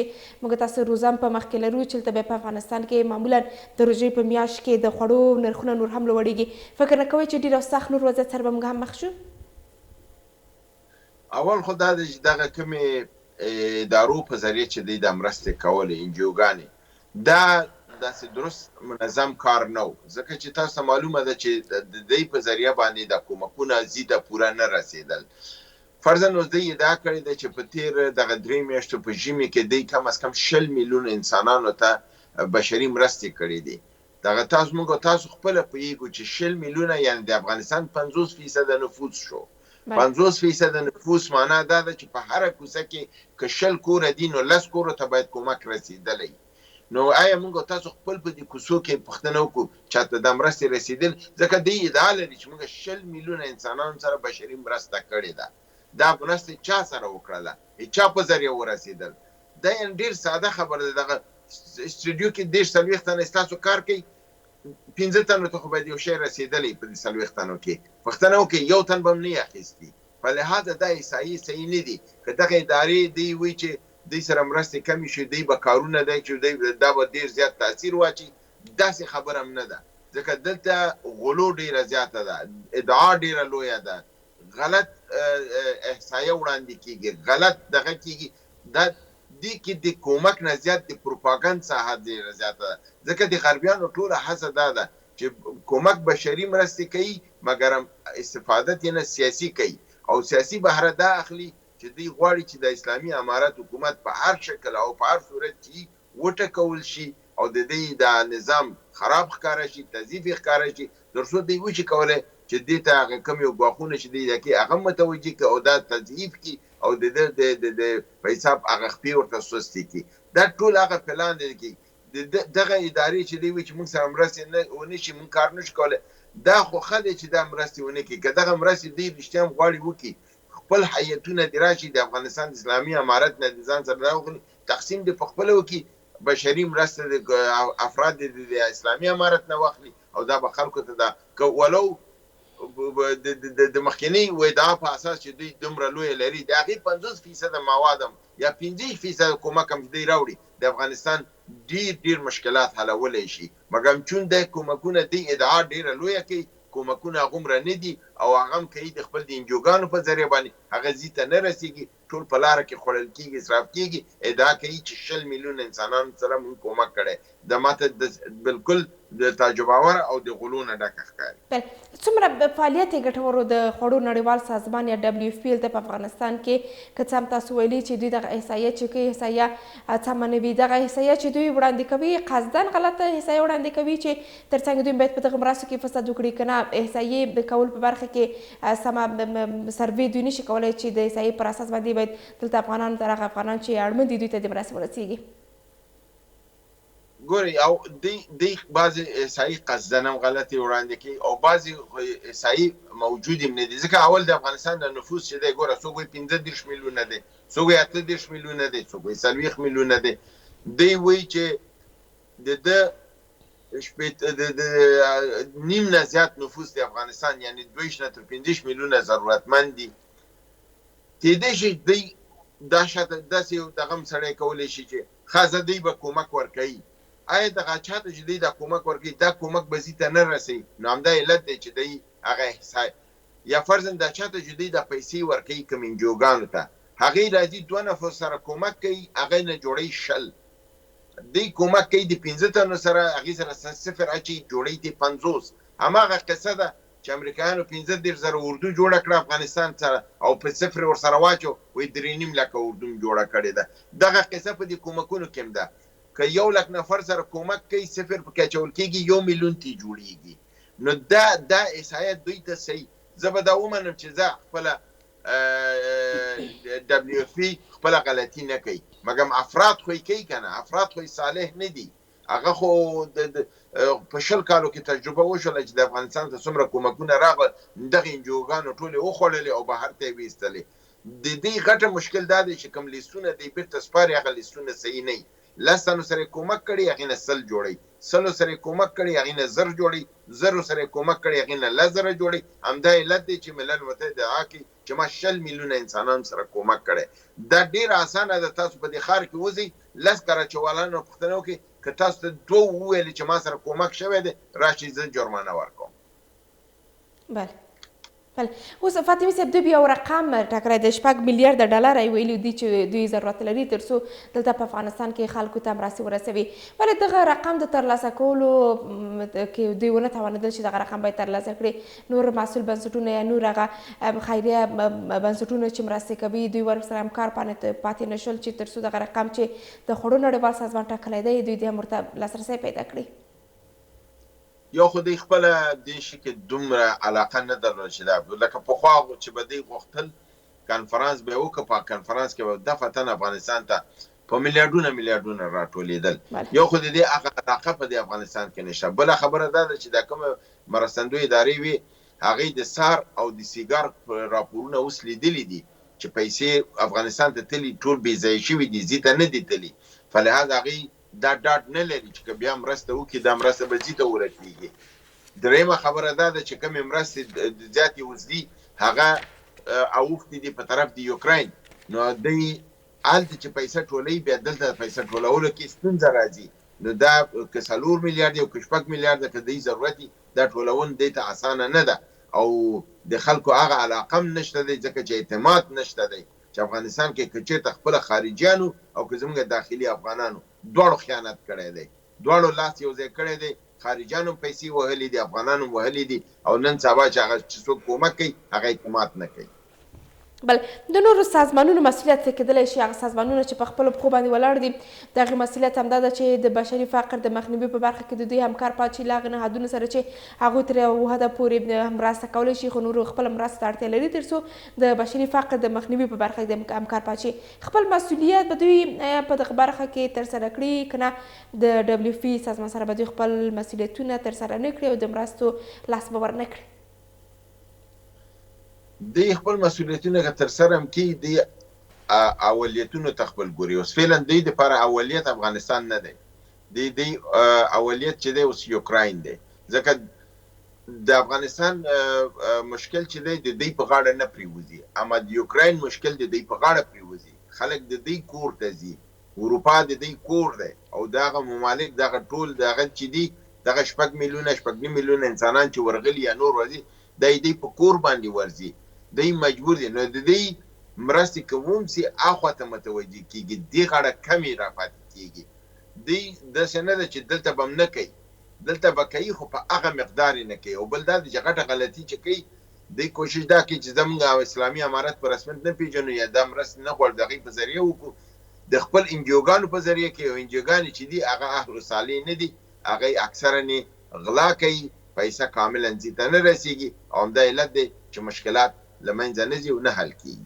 بله فاطمې صاحب دې سازمان یوازې د خوړو په برخه کې مرسته او همکاري کړې ده، ولې داسې یو فکر پیدا نه شو دغه سازمانونو سره چې په افغانستان کې چیرې دوی بشري مرستې کوي پر داسې طرح باندې د کار وکړي چې دلته افغانانو ته د هم د کار زمینه برابره شي، یا د دوی په کار کې مصروفه اوسي، هم د اوږد مهاله وي چې دوی پکې مصروفه پاتې شي او خپل ځان لپاره یو څه ترلاسه کړي. په دغسې یو طرح باندې ولې کار ونه شي؟ که څه هم دوی وایي چې دلته په افغانستان کې په میلیونونه پیسې دوی ولګولې خو داسې کومه پایلې ورنه کړله چې د افغانانو لپاره دوی په دوام برخه کې همکاري وشي کړلی او دوامداره مرستې ورسره وي. ګورې که دوی دا کار کولی نو دوی 20 کاله دلته افغانستان کې وو، دا کار به یې په هغې وخت کې کړی وی، پیسه هم کافي وه، بشري قوه هم ورسره وه، نظامي قوه هم ورسره وه، سیاسي اقتدار هم ورسره و. دوی دا کار هغه وخت کې ونه کړ. اوس خو دا غیر ممکنه په دې ښکاري چې دوی دا حکومت په رسمیت نه پیژني، د دوی سره هغه مراودې او اړیکې هم نه لري، خپل مرستې هم د دوی په ذریعه نه غواړي ورکړي، خپل یې غواړي ورکړي. نو داسې بنسټیز ادارې او کارونه جوړول اسانه نه دی او په دې وخت کې نشي جوړېدلی. په کوم وخت چې زمان کې وو دوی ونه کړل. اوس فرضاً موږ تاسو ګورئ د OIC په کنفرانس کې یو هغې 4 نقطو چې د افغانستان لپاره وشو چې مالي صندوق یې جوړ کړه، فرضاً د افغانستان یو ټکی پکې دا و چې د افغانستان ته د غذایي تضمین په داسې حالت کې اوس دوی را بیداره شول. غذایي تضمین خو دوی په هغه وخت کې باید کړی وی چې دوی سره پیسه او قدرت و هغه وخت افغانستان به اوس د دې مشکل سره مخ نه و. دوی پس له دې نه اوس دا پلان جوړوي چې افغانستان ته د غذایي تضمین پروګرام جوړ شي او دا په افغانستان کې تطبیق شي. دا به وشي خو دا طویل المدت پروګرام دی، په لنډمهاله کې دا نشي تطبیق کېدلی. او بالخصوص چې کله ته یو مملکت په رسمیت نه پیژنې، هغې سره ستا مراودین نه بیا تضمین د غذایي پروګرام ته څنګه جوړی؟ خو ته مجبور یې دی په رسمیت وپېژنې، د دولت سره کښېنې، کوم نقدي پیسې او پروژه چې راوړي د هغې ته یو اداري سیستم جوړ کړي تر څو هغه تضمین غذایي پروګرام ته جوړ کړي. تضمین غذایي پروګرام څه شی دی؟ همدغه شی دی چې موږ تاسو په خپل پروګرامونو کې بار بار وایو چې هر مملکت خپل د یو کال د 2 کالو لپاره غنم، غوړي، برق، اوبه دا شیان ذخیره لري.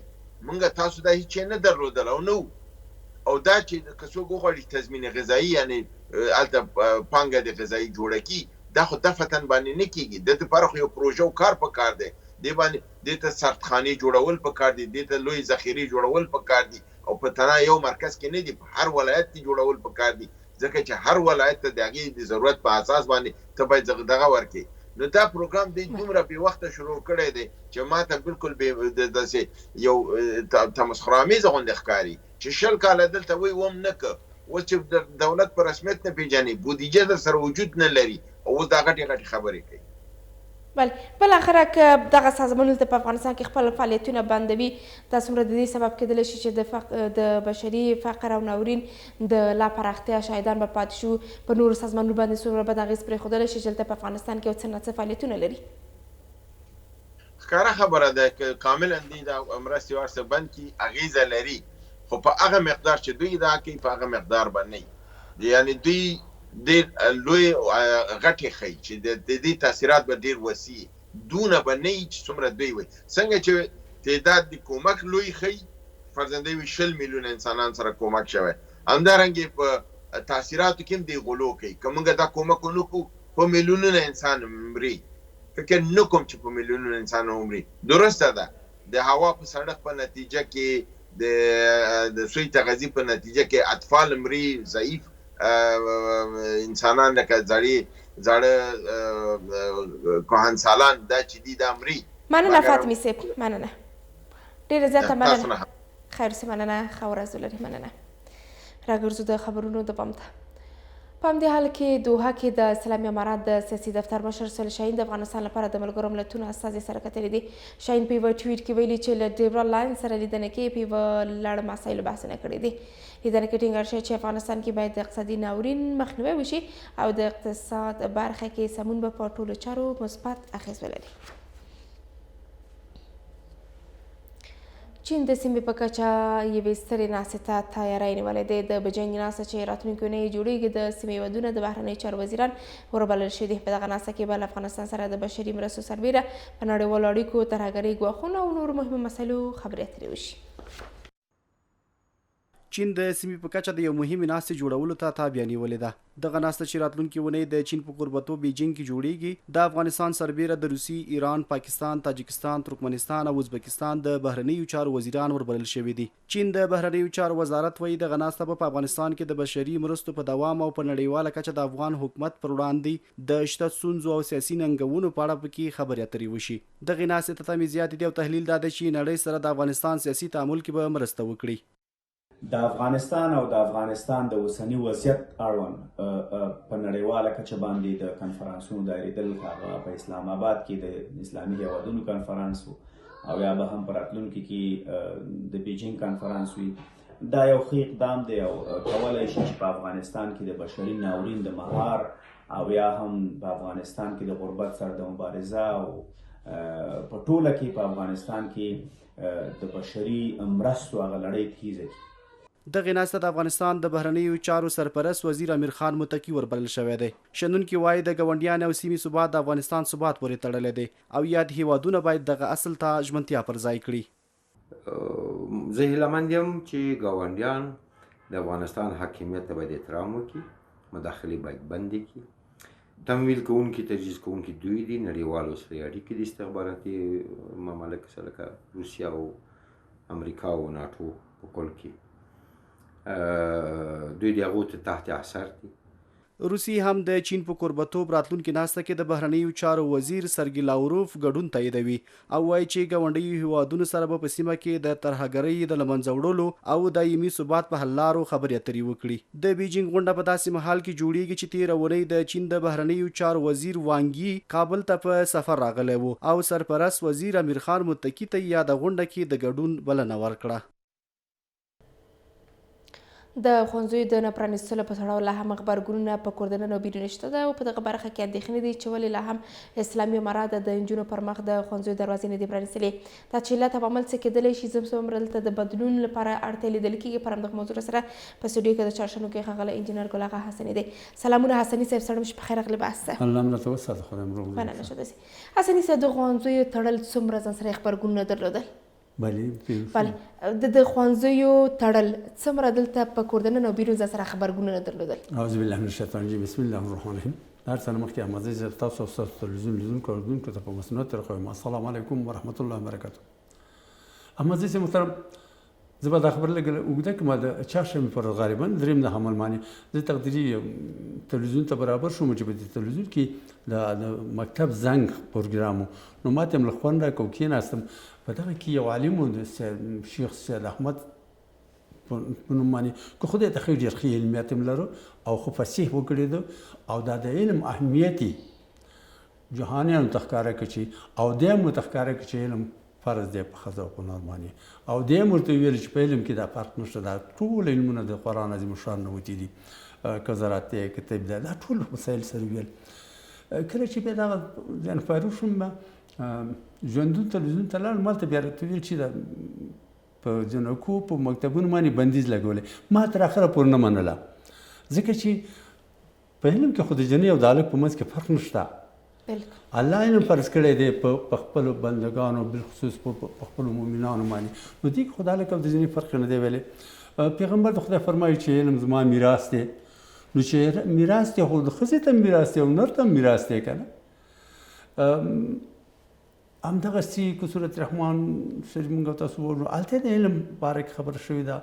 یا مثال اولنی وحی چې راغلی ده خو د ولوله په عیسی باندې راغلی، پیغمبر د خدای ته ویل چې ولوله، نو معنی دا چې لوستل خو په علم کې ویل. دا چې بیا دا پروګرام خبر شو، واقعا احمدزی صاحب محترم، زه فکر نه کوم چې هیڅ مسلمان افغان دې خبرې ته بیک ویلی، ځکه چې ولې وویل شو چې موږ په درېیم د حمل معنی مکتبونه خلاصوو د ښځو او د نرو لپاره، ضرورت بیا څه چې ویل شو او چې ویل شو ولې بېرته بند شو، دلته څو مشکل پیدا کوي. زما په شخصي نظر احمدزی صاحب محترم یو خو دا مشکل پیدا کوي چې د ولس او د امارت په منځ کې یو قسم یو قسم بې اعتباري منځته راځي، یو قسم بې باوري منځته راځي، یو قسم فاصله په دې معنا چې فاصله پکې ایجادېږي.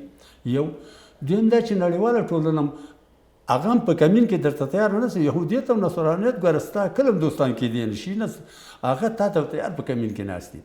ستا د دې مذبذب حالاتو نه هغې استفاده کوي او د کفر په طرف باندې استفاده کوي، کشکې د اسلام لپاره کولی.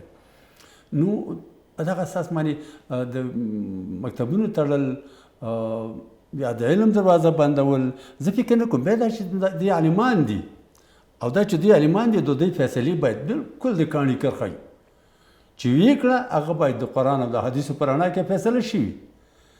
او چې کله د قرآن او د حدیثو په رڼا کې فیصله شوي نو بیا ولې بیرته شاته ګرځي، هغه فیصله ګرځي. که چېرته داسې یو مشکل وي چې هغه عوارضي ته ور مشکل وي چې د هغې مشکل د حلولو لپاره مخکې مثال پلان نه ورسره یا کار نه وشوی، په اوس وختونو کې کار کوي، دا به ورسره یو څه موږ او تاسو ومنو، خو موقت دپاره ډېر کم وخت دپاره داسې نه چې دا رانه میاشتې میاشتې ونیسي. او دا به ځکه دوی عالمان دي الحمدلله او د افغانستان ملت مسلمان ملت دی او دا چې مسلمان دی معلومداره په دې کې شک نشته ګناهونه به موږ نه کېږي، خو هغه ګناهونه چې هغې باندې الله رانه خفه کېږي یا په هغې باندې رسول الله صلی الله علیه وسلم رانه خفه کېږي، فکر کوم چې هر مسلمان په دې باندې کوشش کوي چې دغه ګناهونه رانه ونیسي او وړې وړې ګناهونه به کېږي رانه. نو دا چې مسلمانه جامعه ده، مسلمانه ټولنه ده، دلته د اسلام پر چوکاټ کې باید ټول حرکتونه زموږ بس د اسلام په چوکاټ کې او علم دا الله حکم دی، د پیغمبرانو طریقه ده، د اصحاب کرامو طریقه ده. که تاسې د کتابونه وګورئ، خیر زه خو عالم نه یم، علما شته الحمدلله، که تاسې دغه ساینسي کتابونه وګورئ اولنی فرمول بیا یو مسلمان په واسطه باندې کشف شوی. که تاسې مثال د اوبو په باره کې معلومات وګورئ، که تاسې د معدنونو په باره کې معلومات وګورئ، دا حتما اول حتی که تاسې دغه د سلاګانو د تولید لپاره یا مثال د دهقانۍ ابزارو د تولید لپاره چې کار شوی بیا پیغمبرانو کړی دی او یا د پیغمبرانو په وخت کې دا کار شوی دی. نو دا د علم په اساس شوی دی. نو د علم مخالفت یا د علم دروازې تړل دا معنا ده چې جهالت ته دروازې خلاصېدل دي او جهالت ته دروازې خلاصېږي هم دغه لوبې به په موږ باندې الحمدلله نن خو شکر هغه د ځمکې ابرقدرتونه الحمدلله الحمدلله الحمدلله د الله په رحم او د افغانانو په بې دریغو قربانۍ باندې ختم شو. نور به انشاءالله کوم ابرقدرت به دا زړه ښه نه کړي، خو نو موږ به هماغسې د سوال قطرې ته به ناست یو کچکول به م نیولی چې خدای دې وبخښه راته راوړه. حسني صاحب اوس د دغه ښوونځیو د پرانیستلو په برخه کې ژمنې شوې وې چې دغه دروازې به پرانیستل کېږي او ټول زده کوونکي به مکاتب ته ځي، ولې پر ژمنو باندې عمل نه کېږي؟ په دې خبره دا سوالونه خو موږ ته ټول افغانانو ته شته چې دا پرېکړې د علماو د خوا نه وشي. وزارت معارف پرېکړه وکړه چې مکتبونه خلاصېږي د ښځو او د نورو دپاره. حتی دا خبره هم پکې وشوه چې کوم مکتبونو کې چې ښځینه معلمینې کمي نو هلته به د زیات عمر استادان به هلته کار کوي، د معلم په صفت باندې به هلته کار کوي. دا پروګرامونه هم پکې وشو، دا هم پکې وشو چې حتی صنفونه باید د ښځې او د نر په منځ کې جدا وي، حتی وکولی شي پرده وي. احمد صاحب محترمه دغه په مدینه منوره کې چې کله پیغمبر د خدای هلته هجرت وکړو نو جومات یې جوړ کړ، د جومات دپاره د ښځو ته هم دعوت ورکړو چې تاسو راځئ مانځل د پیغمبر اکرم او دوی د پیغمبر وارثین دي، حتما د پیغمبر په حرکاتو په سنتو باندې دوی عمل کوي 100% کې. اوس خو سوالونه پیدا کېږي ولې دا کار شوی دی، ولې شاته شوه. یا مثال ښه داسې ده پرده دې موجود دي، حجاب دې موجود دي، حجاب هم کوم حجاب؟ هغه حجاب چې موږ او تاسو د حنفي مذهب دلته احناف زیات دي الحمدلله، مذهبي زیات دي. نو د امام اعظم صاحب فرموده هم دا ده چې همدغه حجاب چې په بیت الله شریف کې د حج په مراسمو کې دی همدغه حجاب باید په عوامو کې وي د تل لپاره وي. نو همغه حجاب ورته دغه کړه. دا چې مثال دوی وایي چې موږ په حجاب کې لږ ناکام شو، یعنې موږ ونه شو کړی دا تطبیق کړو، خیر دی نو خو هغه د مکتب خو خلاص کړه، هغه تطبیق کوه. یا د دې دپاره خیر دی اوس هم وخت تېر نه دی، ټول عاجل علما عاجل راغونډ شي کینې سره او د فقه حنفي په چوکاټ کې د دې لپاره یو طرحه جوړه کړي، د دې لپاره یو پلان جوړ کړي. د دې متنفذین نه د نورو علماء نه حتمي نه ده چې په امارت کې دي. نور علما الحمدلله موږ تاسو لرو په امارت کې نه دي، خو مسلمانان دي، افغانان دي، علما دي، کرام دي، جهاد بهترین جهاد کړی په خپل وخت کې. د هغې نه باید استفاده وشي، خو د علم دروازه باید ونه تړل شي، نه د ښځې په مخ نه د نر په مخ. او دا ما مخکې مې ویلي، بیا به مې ویم یو خو بې اعتباري زیاتېږي د ملت او دولت په منځ کې، بل بې اعتباري زیاتېږي په لوړه سطحه باندې. د بل طرفه دا د دوی دنیاوال باید فکر کوي چې د امارت مشران چې څه وایي هغسې نه کوي، داسې فکر کوي. هغه زما ستا هغه کدرونه چې بیرون دي هغه هم بیا دا فکر کوي چې والا موږ که راغواړي نو هسې خو اصلي سبب همدغه تصامیم همدغه پرېکړې بیا څومره د دې سبب کوي چې نور هم د باور فضا له منځه لاړ شي، باور دې له منځه لاړ شي او په مشرانو د اسلامي امارات پر دوی باندې باور نور باید ختم شي، ځکه چې هغه ژمنې چې دوی کوي د خپلو ژمنو خلاف دوی عمل کوي. سرپرستلو کې احمد صاحب محترم، زه به دا ستاسو د مېز نه به دا ویم ورته چې موږ الحمدلله دا شپږ میاشتې خوا او شا الحمدلله ډزې مو نه لیده، وروژنه مو نه لیده، وطنورانه مو نه لیده، صلح ده، امن دی، ورورولي ده، الحمدلله الحمدلله موږ په دې خوشحاله. خو په دې نه یو خوشحاله چې موږ دې د علم دروازې وتړو، موږ دې د جهالت طرف ته روان شو، موږ دې د بې اتفاقۍ طرف ته روان شو، موږ دې یو د بل سره حساسیت ولرو، یو د بل سره قدرت، په دې نه یو خوشحاله. موږ په دې خوشحاله چې څنګه کولی شو یو بل ته غېږ ورکړو، څنګه کولی شو چې هغه پرونی کوم حسدونه چې موږ لرل په خپل منځونو کې، او پرونی چې کوم قدرتونه موږ لرل په خپل منځونو کې، هغه د منځه ویسو او د ورورۍ فضا رامنځته کړو، د اسلامیت په چوکاټ کې د ورورۍ فضا رامنځته کړو. او که خدای مکړه دا ونه شي نو زه درته وایم چې یهودیان درته په کمین کې ناست دي، نصرانیان درته په کمین کې ناست دي، مافیاوي کړی ته په کمین کې ناست دي، حسود ګاونډیان لرو. بیا خدای مکړه افغانستان یو بل جنګ ته لاړ نه شي، خو دا جنګ به احمدزی صاحب خدای دې نه راولي، دا جنګ به خطرناک ترین جنګ وي. ځکه پرون خو زه د روس په مقابل کې جنګ نو ټول ملت سره متحد شو او د هغې په مقابل کې جهاد وکړو، په میلیونونو شهیدانو مال وکړو، په میلیونونو زخمیانو مال وکړو، معیوبینو الحمدلله دا اوس هم لرو، په میلیونونو کورونه وران شو، په میلیونونو افغانان هجرت وکړو. د هغې نه وروسته د ناټو په مقابل کې همدا ملت سره متحد شو او د ناټو په مقابل کې جهاد وکړو. الحمدلله ناټو په ګوند وکړه. په دې شکل شک موږ تاسو بیا هم خوا او شا 1.5 میلیون شهیدان ورکړي، همداسې معیوبین ورکړي. خو دا قربانیګانې موږ د دې لپاره نه دي ورکړي احمدزی صاحب محترمه چې موږ د یو بل جنګ طرف ته لاړ شو او هغه د بیا داخلي جنګ وي. هغه داخلي جنګ خدای مکړه که راشي احمدزی صاحب محترمه دنیاوال او بالخصوص هغه دنیاوال چې ما تاسو سره په دینی لحاظ باندې حساسیت لري، ما تاسو هغه د اسلام د سره ابدا نه مني او د اسلام په چوکاټ کې سره ابدا ژوند نه کوي، نو هغه به درته نوکان ترنګوي او سلاګانې به ما ته هم سلا راکوي او تا ته هم سلا راکوي. خدای مکړه زه به خدای مکړه ستا د مرګ پسې ګرځم، ته به زما د ورسېږي. خو نه، هغه حالات د خدای راولي. د امارت د مشرانو مې غوښتنه دا ده، په جدي شکل مې غوښتنه دا ده، د یو ورور په صفت مې غوښتنه دا ده، د یو سید په صفت مې غوښتنه دا ده چې د خدای د رسول خاطر وکړي. د یهودانو او نصرانو لپاره موقع مو برابروي، د مافیایي کړیو د بیرته تبقیې لپاره موقع مو برابروي. دغه مخالفین چې د دین او د وطن مخالفین دي د هغې تبقیې لپاره موقع مو برابروي.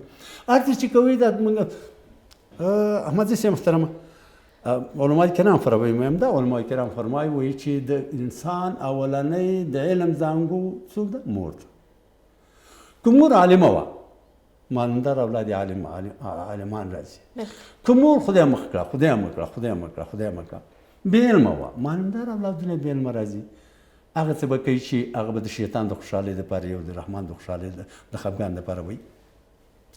نو غوښتنه مې ترې دا ده چې یو فیصله مه کوئ چې اوس بیا پرې ودرېږي. بله حسني صاحب، دغه غوښتنه په نړیواله کچه له امارات څخه سوې ده چې ژر د دوی باید په خپلې پرېکړې باندې غور وکړي او د نجونو پر مخ د ښوونځیو دروازې پرانیزي.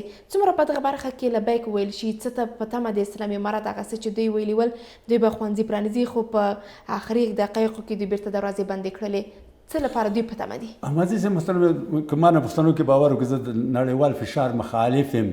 ځکه که موږ دا مکتبونه د نړیوال فشار په اساس باندې بیرته خلاص کړو معنا دا چې موږ د بچا غلامان یو، موږ استقلالیت نه لرو، موږ خپل علم نه لرو، موږ خپل طرحه نه لرو، موږ خپل پلان نه په خو دې معنا ورکوي نه د نړیوال فشار ته نه تسلیمیږي، خو د الله غوښتنې ته دې تسلیم شي، د الله د رسول صلی الله علیه وسلم د تګلارې ته تسلیم شي، د افغانانو غوښتنو ته تسلیم شي او افغانانو سره دې کینی.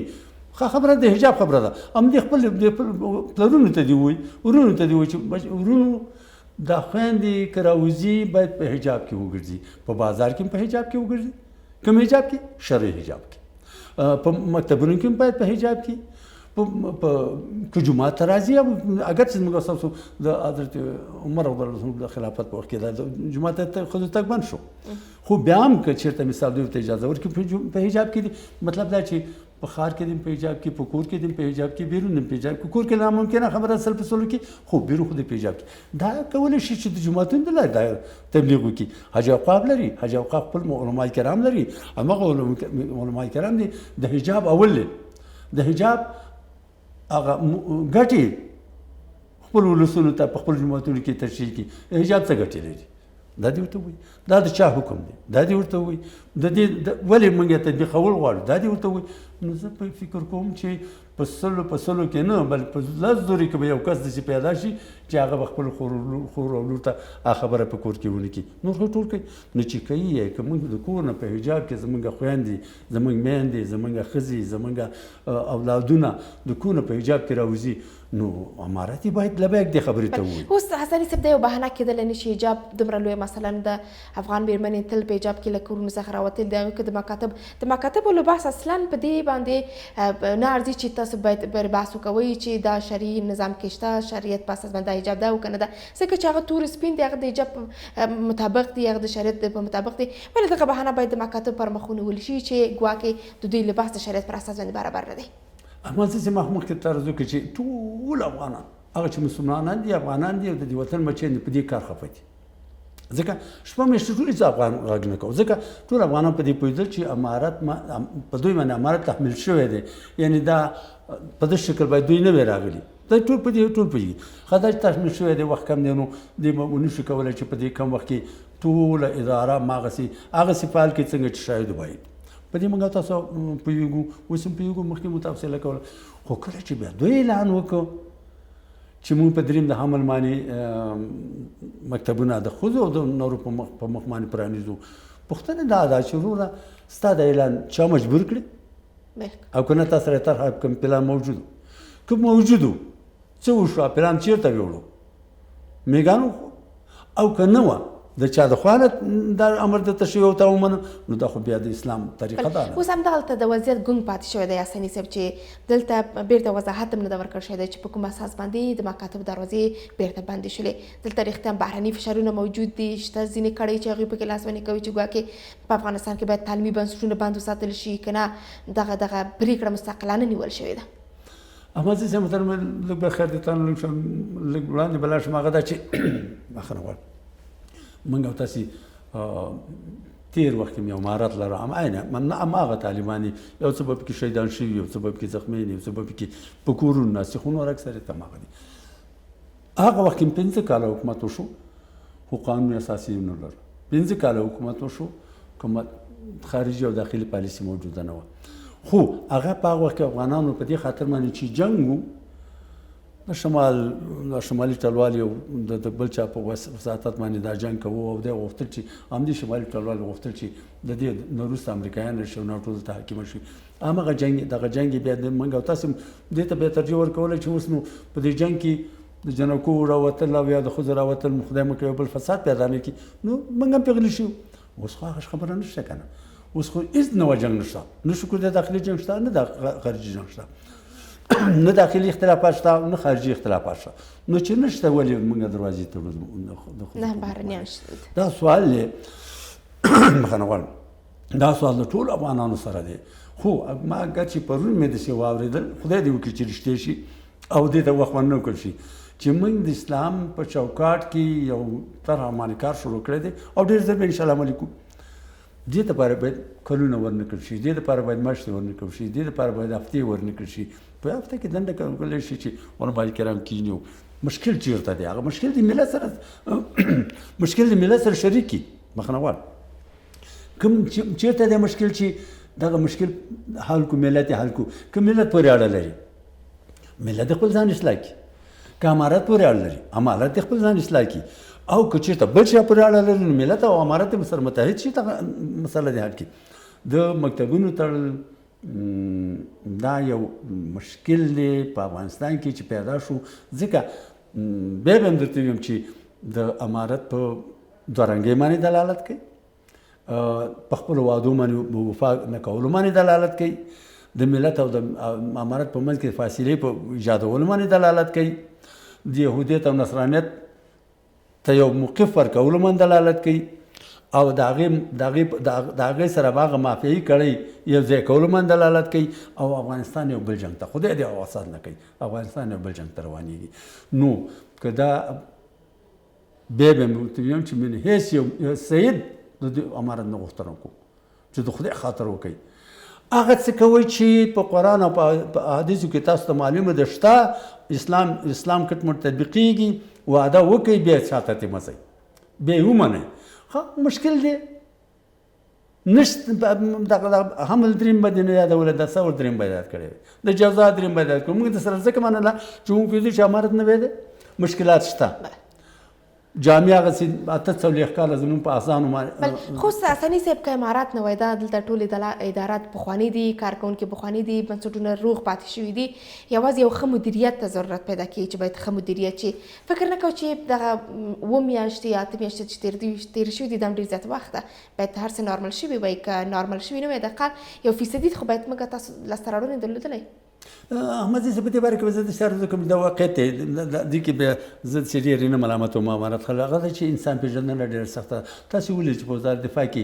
په خپله طالبانو کې وزارت دفاع کې په یو وخت کې 15,000 طالبان په دې 15,000 طالبانو کې 1980 طالبان البته په تاسو ولید چې ملوث شو په رشوت اخیستلو کې او یا په غلطو کارونو کې او یا د خلکو سره په غلطو برخوردونو کې یعنی په 15,000 کې داسې فکر وکړه چې نه وایي نو په خپلو طالبانو کې چې دوی مالدار دا نور خو سره خو دا د دې معنا نه لري چې دوی د لفظاً په افغانانو اعتماد نه ساتي دا هم افغانان دي دا چې نلته ناستو دا هم افغانان دي دا جهاد دی ناستو ولاړو ټولو افغانانو کړی دی زیم دی ناستو افغانانو ورکړی دی ډوډۍ دی ناستو افغانانو ورکړې ده لاره دی ناستو افغانانو ته ښودلې ده همکاري د ناستو افغانانو سره کړله زخمي د ناستو افغانانو ډاکټر ته وړی دی وینه او ناستو افغانانو ورکړله زه د خدای غریب یم د خدای غریب ته باور وکړه زموږ په کونړ کې یو مجاهد زخمی شو او بیا د زخمي په حساب کې راوړه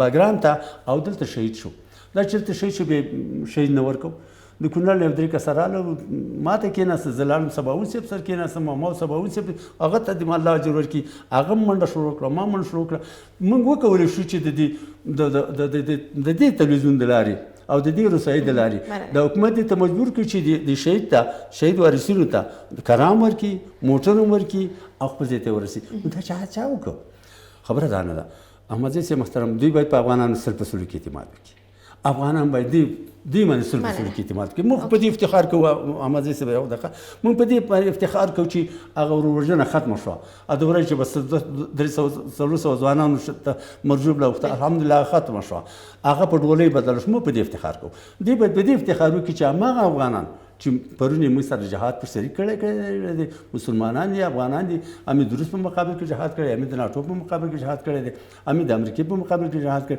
هم د وطن جوړول غواړي باید دوی یو د بل سره یو د بل غېږې سره خلاصې کړي او دا بې اعتمادي به وطن یو بل بحران ته بوځي خدای دغه ساتي ډېره زیاته مننه ژوندی سي حسني صاحب د شپه الله هم راته وساته ژوندي اوسي اوس هم دمه تر دمې وروسته د خبرونو دوام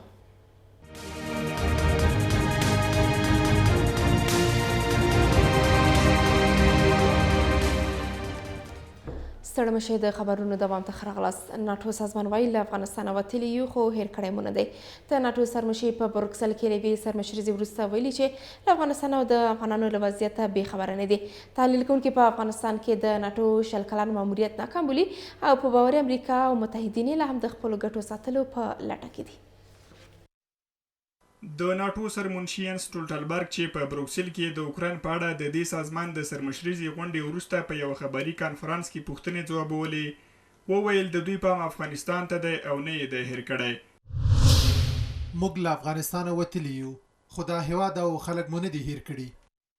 شنونکي په افغانستان کې د امریکا او ناټو 20 کلن ماموریت ناکام بولي او په باور امریکا متحده ایالاتونه او د ناټو سازمان لا هم دلته خپل موخه ته د رسیدو په هڅه کې دي. اوس دوی وایي چې ما افغانستان نه دی هیر کړی، نه هیرو، پس د دې معنا لري چې دوی نورې موخې لري، نور اهداف دلته تعقیبوي.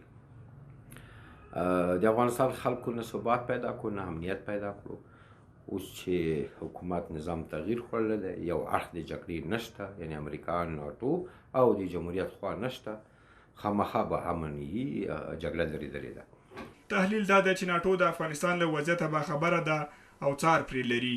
باور دا دی چې دغه سازمان کابل ته د روسي او چینایي استازو د سفر موخو نه هم بې خبره نه دی پاتې شوی او په ډیری نړیوالو مسایلو کې سره همغږي دي. د ناټو د سرمنشي دا خبره چې موږ به افغانستان هیر نه کړو، له یو لوري دا معنا لري چې په افغانستان کې هغه څه چې تیریږي موږ یې ارزوو او د هغې پر بنا تصمیم نیسو.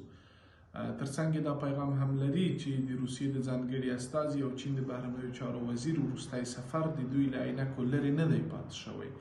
د افغانستان بشري ناورین چې سیمه او نړۍ اندېښمنه کړي او د ناټو سازمان یو شمېر غړو هیوادونو یې د مهار لپاره مرستې کړي دي.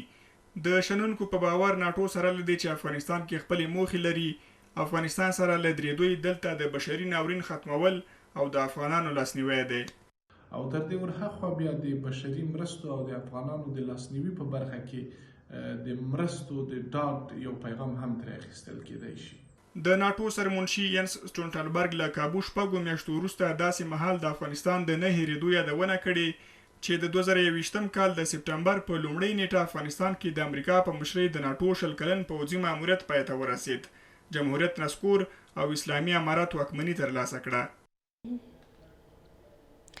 راغلاست. په دې وروستیو کې پاکستان کې د عمران خان واک څخه د لرې کېدو په تړاو باندې هلته لاریونونه پیل شوي دي. د نو غواړي چې نور عمران خان دې په پاکستان کې په واک کې پاتې شي. دا چې علت په عمل څه کېدلی شي، پر همدغه موضوع سره په سټوډیو کې د سیاسي چارو شنونکي خالد عبدالله قانع دی. سلامونه قانع صاحب، سلام شي بخیر راغلی بس. وعلیکم سلام، خیر اوسئ. قانع صاحب، په دې وروستیو کې پر عمران خان دغه کومې نیوکې چې دي، دغه نیوکې په کور محساس باندې ورته پیدا شوي دي چې حتی د دې سبب شوي دي چې د عمران خان د واک نه د لرې کېدو غوښتنې راپورته شوي دي. بسم الله الرحمن الرحیم. تاسو لیدونکو ته سلامونه او احترامات. بالکل موضوع همداسې د عمران خان د خپل انتخاباتو په وخت کې چې کومې وعدې پاکستان کې د خلکو سره کړې وي، د اقتصادي پرمختګ او نور مسایل، هغه د نشو کولی چې پوره یې کړي. یو طرفه پې کرونا راغله او په خپله ده هم ونه توانېده چې په افغانستان کې په پاکستان کې هغه تغییر چې ده غوښتل چې رامنځته یې کړي، هغه یې رامنځته نه شو کړی.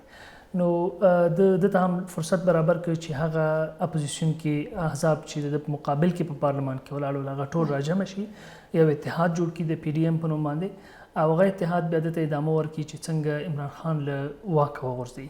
او اوس مهال داسې ویل کېږي چې په چون هلته پارلماني نظام دی چې د پارلمان اکثریت رای هغه د پی ډي ایم د مخالف کوم ګوندونه چې راجمع شوي دغه اتحاد ترلاسه کړی دی.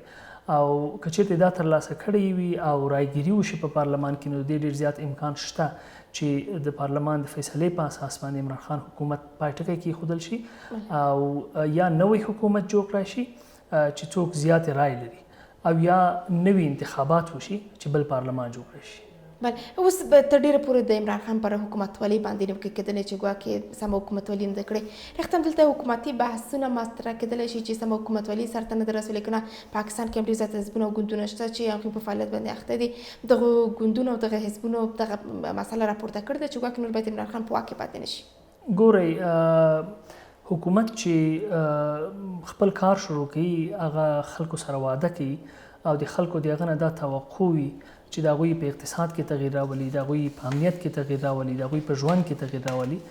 نو هر کله چې حکومت په دغه خپل وعدو کې ناکام پاتې شي او ونه شي کړی چې پرمختګ وکړي او ولس سره هغه وعدې چې دوی کړي دي هغه ترسره کړي، بیا طبیعي خبره ده چې اپوزیشن ګوندونو ته دا یو فرصت په لاس ورځي چې څنګه وکولی شي چې د دوی په وړاندې باندې راپاڅېږي او د ولس عامه رایه د دوی په وړاندې راپاڅي او ولس ته ووایي چې هغه وعدې چې تاسو سره شوي دي هغه دی نشي ترسره کولی. همدغه هغه دی چې بیا یو ولسي خوځښت رامنځته کېږي او د حکومت په وړاندې باندې درېږي. پاکستان کې اوس بالکل همدغه حال دی.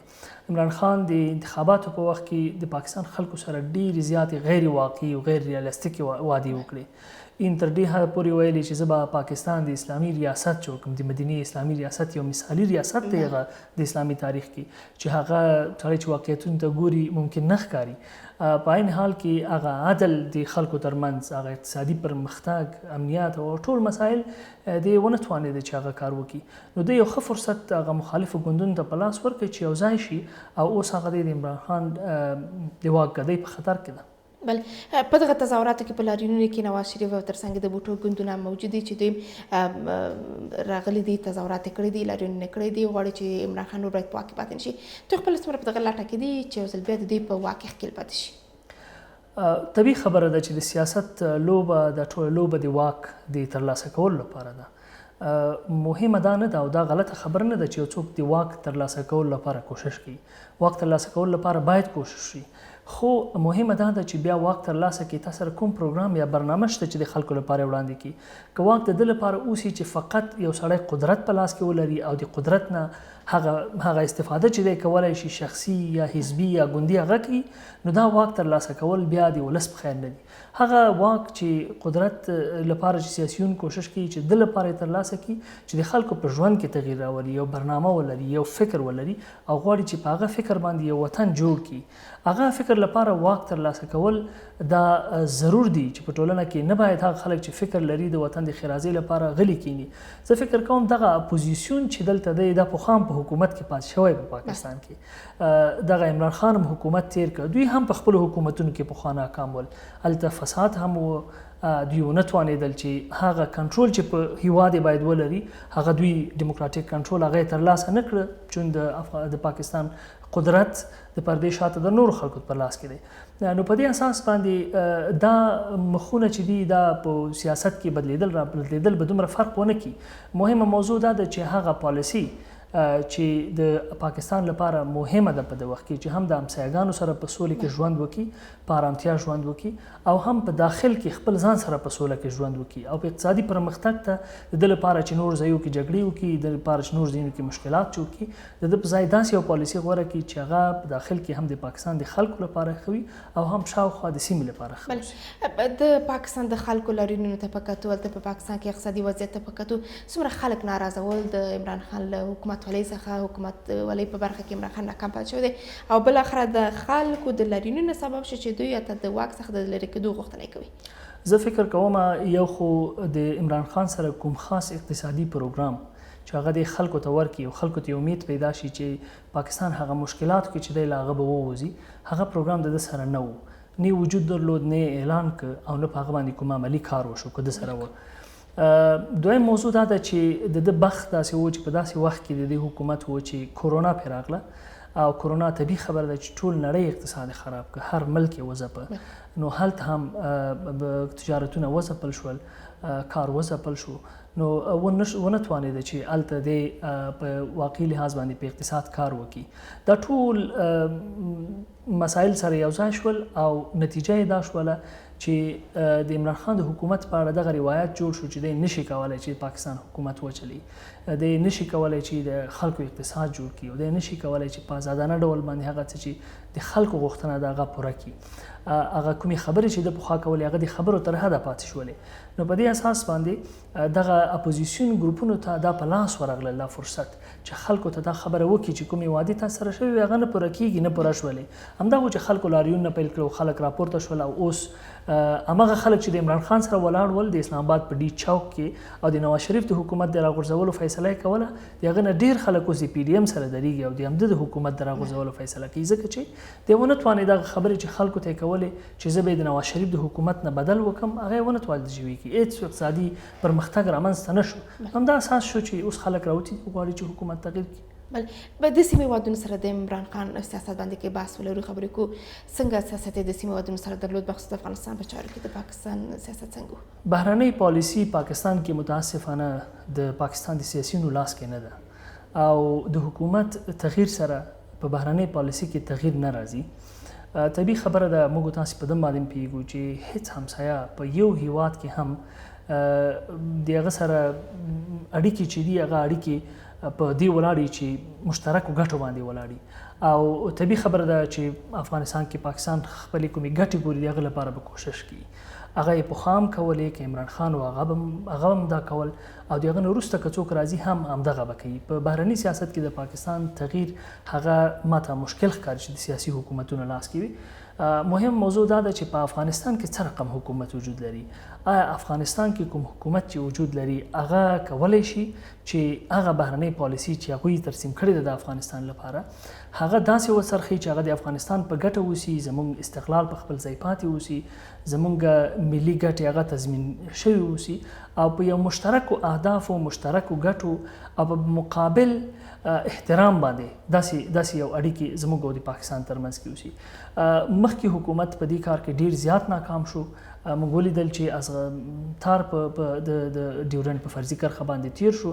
همداسې نور مسایل ډیر د پاکستان په اړه چې موږ هغې کې ښه موقفګیري ونه کړله او حکومت ونه توانېده چې د خپلې خاورې دفاع وکړي. وخت وخت موږ لیدل توغندي ورېدل، د خو نه هېڅ قسمه عکس العمل یا لږ تر لږه یوه اعلامیه او یو خبره هم نه وه. په دې اساس باندې اوسني حکومت دا مسؤلیت دی او دا مسؤلیت د اخوا حکومت هم دی چې څنګه وکولی شي د افغانستان او پاکستان ترمنځ داسې مشترکات را پیدا شي چې هغه د افغانستان او د پاکستان د خلکو په خیر وي، هغه کې د افغانستان او پاکستان د دواړو ګټې تضمین شوي اوسي. دا ونه شي چې د پاکستان ګټې هغه پاکستان ترلاسه کړي او افغانستان د هغه په مقابل کې غلی کړي. اوس داسې یو فرصت رامنځته شوی چې پخوا که پاکستانیانو دا ویل چې په افغانستان کې د هند نفوذ دی، په دې اساس باندې دوی د خپل ځان دفاع کوي. اوس هغه وخت ختم شوی دی. اوس په افغانستان کې د هیڅ هیواد نه نظامی عسکر وجود لري، نه استخباراتي شتون شته. نو په دې اساس باندې دا اړیکې همدغه وخت دی، هغه صفري نقطه ده چې دا باید د مثبت طرف ته ورغي. بل شته لاسته راوړنې د عمران خان چې په پاکستان کې پرې بحث نه وشي که نه عمران خان په خپله حکومتولۍ برخه کې دغه کوم وخت چې دوی هلته حکومت وکولو هېڅ داسې کومه لاسته راوړنه نه لري چې هغه د خلکو لپاره د خپله د عمران خان لپاره د قناعت وړ وګرځي. عمران خان خو بار بار د یو شي یادونه کوي چې موږ وتوانېدو چې په کورونا کې دا کورونا کوم یو کرایسس چې راغلی و په پاکستان کې کوم مشکل چې را ایجاد شوی و دا مدیریت کړو او دا موږ په ښه توګه مدیریت کړی دی په غوښتنه او همداسې هغه خو خپلې لاسته راوړنې په اقتصاد کې هم ګڼي. خو واقعیت همدغه دی چې چون په اقتصاد باندې فشار د کورونا د وجې نه ونه توانېده چې هغه څه چې دی باید ولس ته ورکړي او هغه څه چې یو څه یعنې د معمول نه برخلاف یو ډېر څه چې د وعدې یې کولې د هغه پر خلاف لاړه، هغه دا ونه توانېد چې خلکو ته یې ورکړي. زه فکر نه کوم چې داسې غټه لاسته راوړنه د دی ولري چې په هغه کې پاکستان کې د تغییر راوستی او هغه د ده سبب شي چې عام خلک د پاکستان هغه دا ومني چې عمران خان په خپل حکومت کې دوی لپاره یو څه کړي دي او په دې اساس باندې د ترڅنګ ودرېږي. ټول نه لوی دلیل همدغه دی چې خلک د ده په وړاندې راباسېږي. معنا دا چې خلک د ده ناراضه دي، دی ونه توانېدي چې خلک راضي کړي. پاکستان ډېرو زیاتو خلکو د ته رایه ورکړه او دوی باندې اعتماد وکړه او انتخابات یې ښه په لوړ تیراژ باندې وګټل، خو دی ونه توانېد چې هغه څه توقعات چې د خلکو تر ول هغه پوره کړي. بل په دې وروستیو کې په پاکستان کې امنیتي وضعیت ته په کتو د ټي ټي پي فعالیت ته په کتو دغه اندېښنې څومره د دې سبب شولې چې بالاخره پاکستانیان باید پورته شي او د عمران خان په تړاو باندې د لاریونونه وکړي او د واک څخه د لرې کېدو غوښتنه درته مطرح کړي. لکه څنګه چې اقتصاد مهم دی همدغسې امنیت هم مهم دی.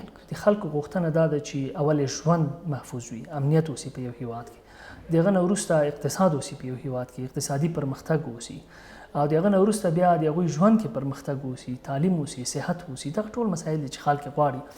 هر یو د ده نه چې په کوم هیواد کې کم وي هلته عوام د حکومت نه ناراضه کیږي، حکومت خپل مشروعیت له لاسه ورکوي. د حکومت دا مسؤلیت دی چې هم امنیت، هم صحت، هم تعلیم، هم پیشرفت، اقتصادي پیشرفت، معنوي پیشرفت، د مادي پیشرفت سره څنګ کې دا ټول باید خپلو خلکو ته وړاندې کړي. که یې وړاندې نه کړي خلک د هغوی نه ناراضه کیږي او همدغسې کیږي لکه څنګه چې د عمران خان سره روان دي. نو طبیعي خبره ده چې امنیت د هغه مسله یو مسله ده په پاکستان کې. بل د پاکستان پارلمان یو سلسله رایه اچونه په دغه برخه کې ترسره کړې وه د عمران خان تړاو باندې. د پاکستان د پارلمان غوښتنې له عمران خان څخه څه کېدلی شي؟ هلته په اکثریت رایې باندې دغه مسله ده روانه ده چې باید عمران خان واک لرې شي که نه پایلې تر اوسه پورې مشخصه شوې نه دي. خو بیا هم د خلکو لاریونونو ته په کتو، د خلکو غوښتنو ته په کتو دغسې یو بحث مطرح کېدلی شي چې باید عمران خان له واک څخه لرې شي. د پارلمان په اړه بحث دا دی، پاکستان کې خو پارلماني نظام دی. پارلماني نظام کې دا اصول چې هر چا چې پارلمان کې 50 جمع یو رایه ویوړلې هغه کولی شي چې حکومت جوړ کړي. نو د عمران خان خلکو 50 جمع یو رایې وړې وې چې عمران خان خپل صدر اعظم وټاکه هغه حکومت جوړ کړ. اوس د عمران خان ځینې خلک هم د اپوزیسیون سره یو ځای شوي دي او هغوی نه غواړي چې د عمران خان حکومت دوام وکړي. اوس اپوزیسیون ادعا لري چې هغوی د 50 جمع یو رایې جوړې کړي دي او کولی شي چې د پارلمان رایې واخلي او یو بل څوک صدر اعظم شي. نو په ټوله کې پارلمان داسې غوښتنې نه لري د عمران خان. پارلمان چې کومې غوښتنې د عمران خان درلودې هغه تر ننه پورې مطرح شوې وې او هغه ټولې بحث شوي دي، خو عمران خان په هغه کې کومه لاسته راوړنه نه درلودله. بالاخر په دې سبب شو چې پارلمان تصمیم ونیوه چې تر دې حد پورې چې د خپل خلک هغه د مخالفینو سره یو ځای شول او غواړي چې دا حکومت په بل حکومت باندې تبدیل کړي. نو د اصلي هغه وجه هم دغه ده چې عمران خان نه توانېد چې هغه کوم خپل پارلمانیان وي چې کومې وعدې خلکو سره کړې وي هغه وعدې د ترسره کړي او بالاخره خپل خلک یې د دې د طرف نه بیل شول او لاړل مخالفینو سره ودرېدل او اوس د مخالفینو ته رایه ورکړي تر څو دا حکومت په بل تبدیل شي. بل خو بیا خپله عمران خان په دغه برخه کې وایي ټینګار کوي چې نه استعفا ورکوي نه غواړي چې واک څخه لرې شي. دلته بیا خپله د عمران خان غوښتنه مطرح کېدلی شي که نه دلته د خلکو غوښتنه مطرح کېدلی شي د پارلمان دغه یو 50 جمع یو رایه چې تاسو باید وکارول شي دغه مسایل مهمه کېدلی شي. خپله د عمران خان خوښې تاسو ګوري او که نه؟ طبیعي خبره ده چې هغه یو فرد دی.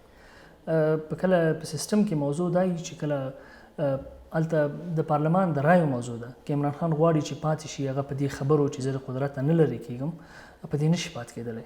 یوازینۍ لار د هغه لپاره دغه ده چې په پارلمان کې خپل اکثریت ثابت کړي 50 جمع یو جوړ کړي که رایې کېږي رایه اچول کېږي په هغه رایې کې که 50 جمع یو د ویوړل دا به نه لرې کېږي. که 50 جمع یو بل چا جوړ کړي کوم بل پارلمان غړي جوړ کړي هغه کولی شي چې حکومت تبدیل کړي. هغه د عمران خان لاس کې نه ده بیا چې هغه اساسي قانون د پاکستان تغیر کړي. نو په دې اساس باندې هغلته د اساسي قانون برخه ده چې 50 جمع یو رایې چا وړلې. طبیعي خبره د عمران خان یو سیاسي دی هغه به خپله خبره هم کوي هغه به خپلو خلکو ته روحیه هم ورکوي دا به هم وایي چې زه نه لرې کېږم شاید دا هم وایي چې زه رایه هم لرم 50 جمع یو. خو دا خو تر هغه حد پورې دي چې تر څو پورې سیاسي نارې دي. خو واقعیت به هغه وخت معلومیږي کله چې رایه وشي او هغه حساب کړی شي او ولیدل شي چې څوک د پارلمان کانفیډنس په خپل لاس کې لري او پارلمان څوک انتخابوي د صدر اعظم لپاره. د دغسې حکومتونو د ماتې یا د سقوط یا د منځه تللو عوامل څه کېدلی شي؟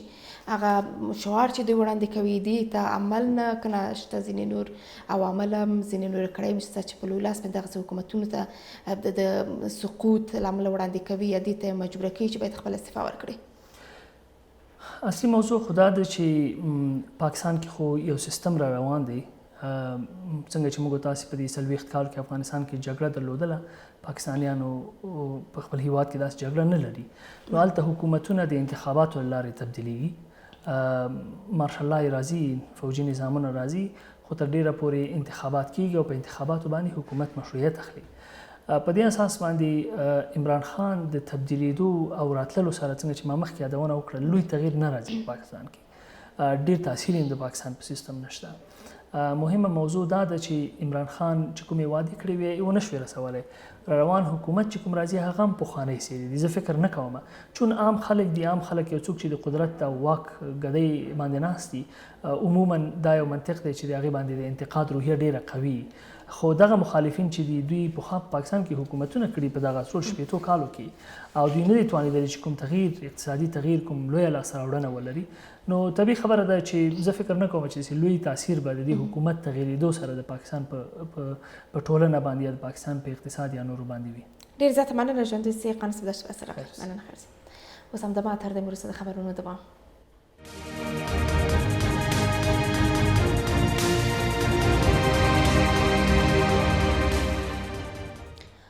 ستړمشه د خبرونو دوام ته راغلاست. نګران امنیه قماندانۍ د وسله والو غړو 15 کسیزه ډله نیولې ده. د امنیه قماندانۍ وایي یا د نیول شوي کسانو سره غلا شوي موټرې هم نیول شوي دي. عبدالبصیر زابلی وایي تورنو کسانو په غلاو اعتراف کړی دی. د ننګرهار ولایت امنیه قماندانۍ د 9 امنیتي حفظې مجاهدینو د دندې د اجرا پر مهال 15 تنه غله نیولي. د یاد غلو سره چې 6 موټر روغ د 9 موټرانو پرزې او داسې نور کباړي توکي ورسره نیول شوي دي. یاد غلو د داخل په ښار کې او په ولسوالیو کې موټران غلا کول چې بیا فروزه کول بعض ځایو کې پرزې خرڅولې بعض ځایو کې کباړ کول کباړې خرڅول او بعض ځایو کې روغ موټران خرڅول. موږ د ګاډي غلا کول ګاډي روغ نیولې موږ نه او د څو ګاډي پرزې نیولې هغې کې مقصد موږ کغلا کول محاذ پرزه کول کاوړ کول پرزې زاید استاد او چوکیدار ما ساتل او دا نور روغې خرڅول والا فقیر شاه لغمانی هغې خرڅول. پکتیا کې د لویو لارو د ساتنې په موخه یوه ځانګړې قطعه جوړه شوې ده. مسؤلین وایي چې دغه سرتیرو ته 40 ورځې زده کړې ورکړل شوې دي. د 203 منصوري قل اردو قماندان وایي چې دغه قطعه به پکتیا او خوست کې د لویو لارو ساتنه کوي څو خلک شپه ورځ په ډډه زړه تګ راتګ وکړي. د پکتیا شواک ولسوالۍ کې د لویو لارو ساتنې لپاره د جوړې شوې زهري کیتې د سرتیرو د فراغت مراسم. د 203 منصوري قل اردو قماندان خالد ایوب وایي چې دغه کیته به پکتیا او خوست کې د لویو لارو امنیت ساتي څو خلک پرې په ډاډه زړه تګ راتګ وکړي. د مجاهدین چې فارغ شوي دي دا د خوست او د پکتیا په لویو لارو کې دغه لارې د امنیت لپاره دي. دا به د ولس د سوکالۍ لپاره او د ټولو ولس او د وطن د امنیت او د حفاظت لپاره به هلې ځلې کې کوشش وکړي. د زهري کیتې دغه سرتیرو د صلاح الدین ایوبي روزنیز مرکز کې 40 ورځې روزنه لیدلې او سرتیري وایي چې د هر ډول امنیتي ننګونو د مخنیوي توان لري. دلته شپږ نفره نن فارغ شول. 40 شپې دلته د دغه ملګرو مطلب تربیت وشو. ان شاء الله به هر قسم تربیت باندې دوی هغه شو ورزل شو. هدف ته دا وایي چې الحمدلله دا داسې خلک دي چې د سره نه تر دي کوم چیرته د خلکو ته په بده سترګه وکړو یا مو د پلنر د خور تګ وکړو نو تاسو ته ان شاء الله می غخمتونکو جواب درکو. د 203 منصوري قل اردو قماندان وایي چې ډیورن کرښه یې تر ډیره تر امنیتي پوښښ لاندې راوستې او پاکستاني لوری پوه شوی چې تر دې وروسته صفري نقطو کې تېروتنې نشي کولی. ابتدایي حالت شپږ میاشتې د فتح کېږي خو بیا هم انشاءالله موږ دا نه غواړو چې د چا سره مشکلات جوړ کړو نه د پاکستان سره نه د نورو ګاونډیانو سره هیڅ مشکل نه جوړو او د دوی هم په دې سر خلاص شوی دی چې په سرحد کې به موږ دوی مشکل نه سره جوړو په مشکل کې ګټه نشته نو امنیت ته انشاءالله سرحدونه محفوظ دي. د 203 منصوري قل اردو قمانداني وایي چې اړوند ولایتونو کې هیڅ ډول امنیتي ننګونې نشته او بېلابېلو روزنیزو مرکزونو کې د سرتیرو د روزنې بهیر په نورمال ډول روان دی. حکمت نیازی، شمشاد نیوز، پکتیا.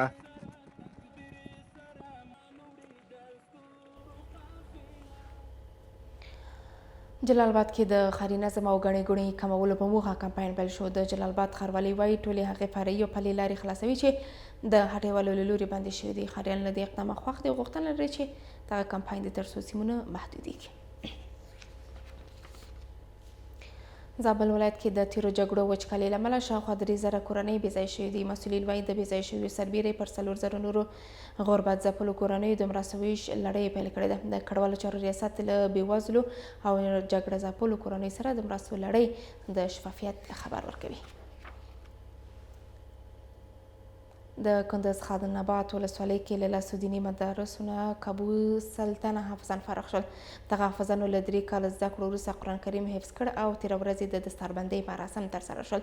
د حج او اوقاف رئیس هم له اسلامي امارت نه د سترو مدارسو د جوړېدو غوښتنه وکړه او ټینګار یې دا و چې نور باید افغانان د زده کړو لپاره نورو هېوادونو ته لاړ نه شي.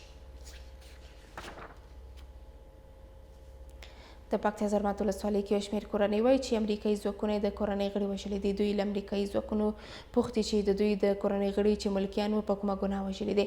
دغه زیانمنو کورنۍ غړي وایي چې د کورنۍ غړیو له طالبانو سره هیڅ تړون نه درلود خو په شپنیو چاپو کې په نښه شول.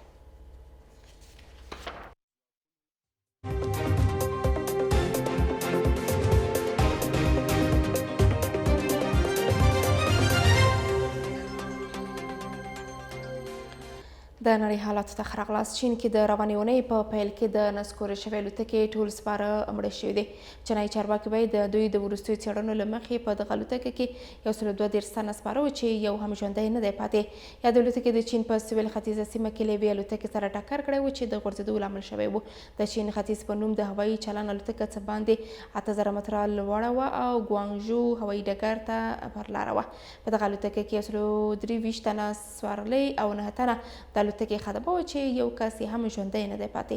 په دغه 132 تنو کې د 120 جسدونه پیژندل شوي او اوس د چین په یو شمېر ښارونو کې دغې پیښې ته ستره غمیزه ویل شوې او ماتم یې نه منځي. پاکستان کې د عمران خان له واکه د لرې کېدو وړاندې لاریونونه پیل شوي دي. تر دې دمه څرګنده نه ده چې لومړی وزیر عمران خان به له واکه لرې شي او که پاتې به شي. په دغه لاریونونو کې د نواز شریف او د بوټو د ګوندونو پلویان شامل دي. دغه لاریونونه له لاهور او بېلابېلو ښارونو پیل شوي او تر پلازمینې اسلام آباد پورې دوام لري. د لومړي وزیر عمران خان په تړاو تېره اونۍ په پارلمان کې غونډه وشوه او پرېکړه یې راتلونکې اونۍ ته وځنډېدله. اپوزیسیون ګوندونه عمران خان په بې کفایتۍ تورنوي، وایي نور په واک کې د پاتې کېدو وړ نه دی. او د نړۍ حالات وروستۍ خبرم ده چې پر اوکراین د روسیې برید یوه ستراتیژیکه ناکامي وه. د امریکا ولسمشر جو بایډن وایي روسیه له ستراتیژیک پلوه ماته شوې او ولسمشر پوتین به په واک کې پاتې نه شي. اخوا کرملین د جو بایډن د خبرو مخالفت کړی او وایي چې دا تصمیم خپله وروسته نیسي چې ولسمشر به یې څوک وي. بل لور ته اوکرایني چارواکي وایي د اوکراین پر اټومي بټیو د روسي ځواکونو بریدونه دوام لري. د دغو سیمو چارواکي وایي په تازه بریدونو کې 3 کسان وژل شوي دي. همداراز د وروستیو راپورونو له مخې د اوکراین پر بېلابېلو ښارونو هوایي بریدونه اوس هم دوام لري چې له امله یې تازه 15 کسان وژل شوي دي. په همدې سر مو خبري ټولګه پای ته رسېږي. له منتیا مننه. ښه غرمه ښې شېبې ولرئ.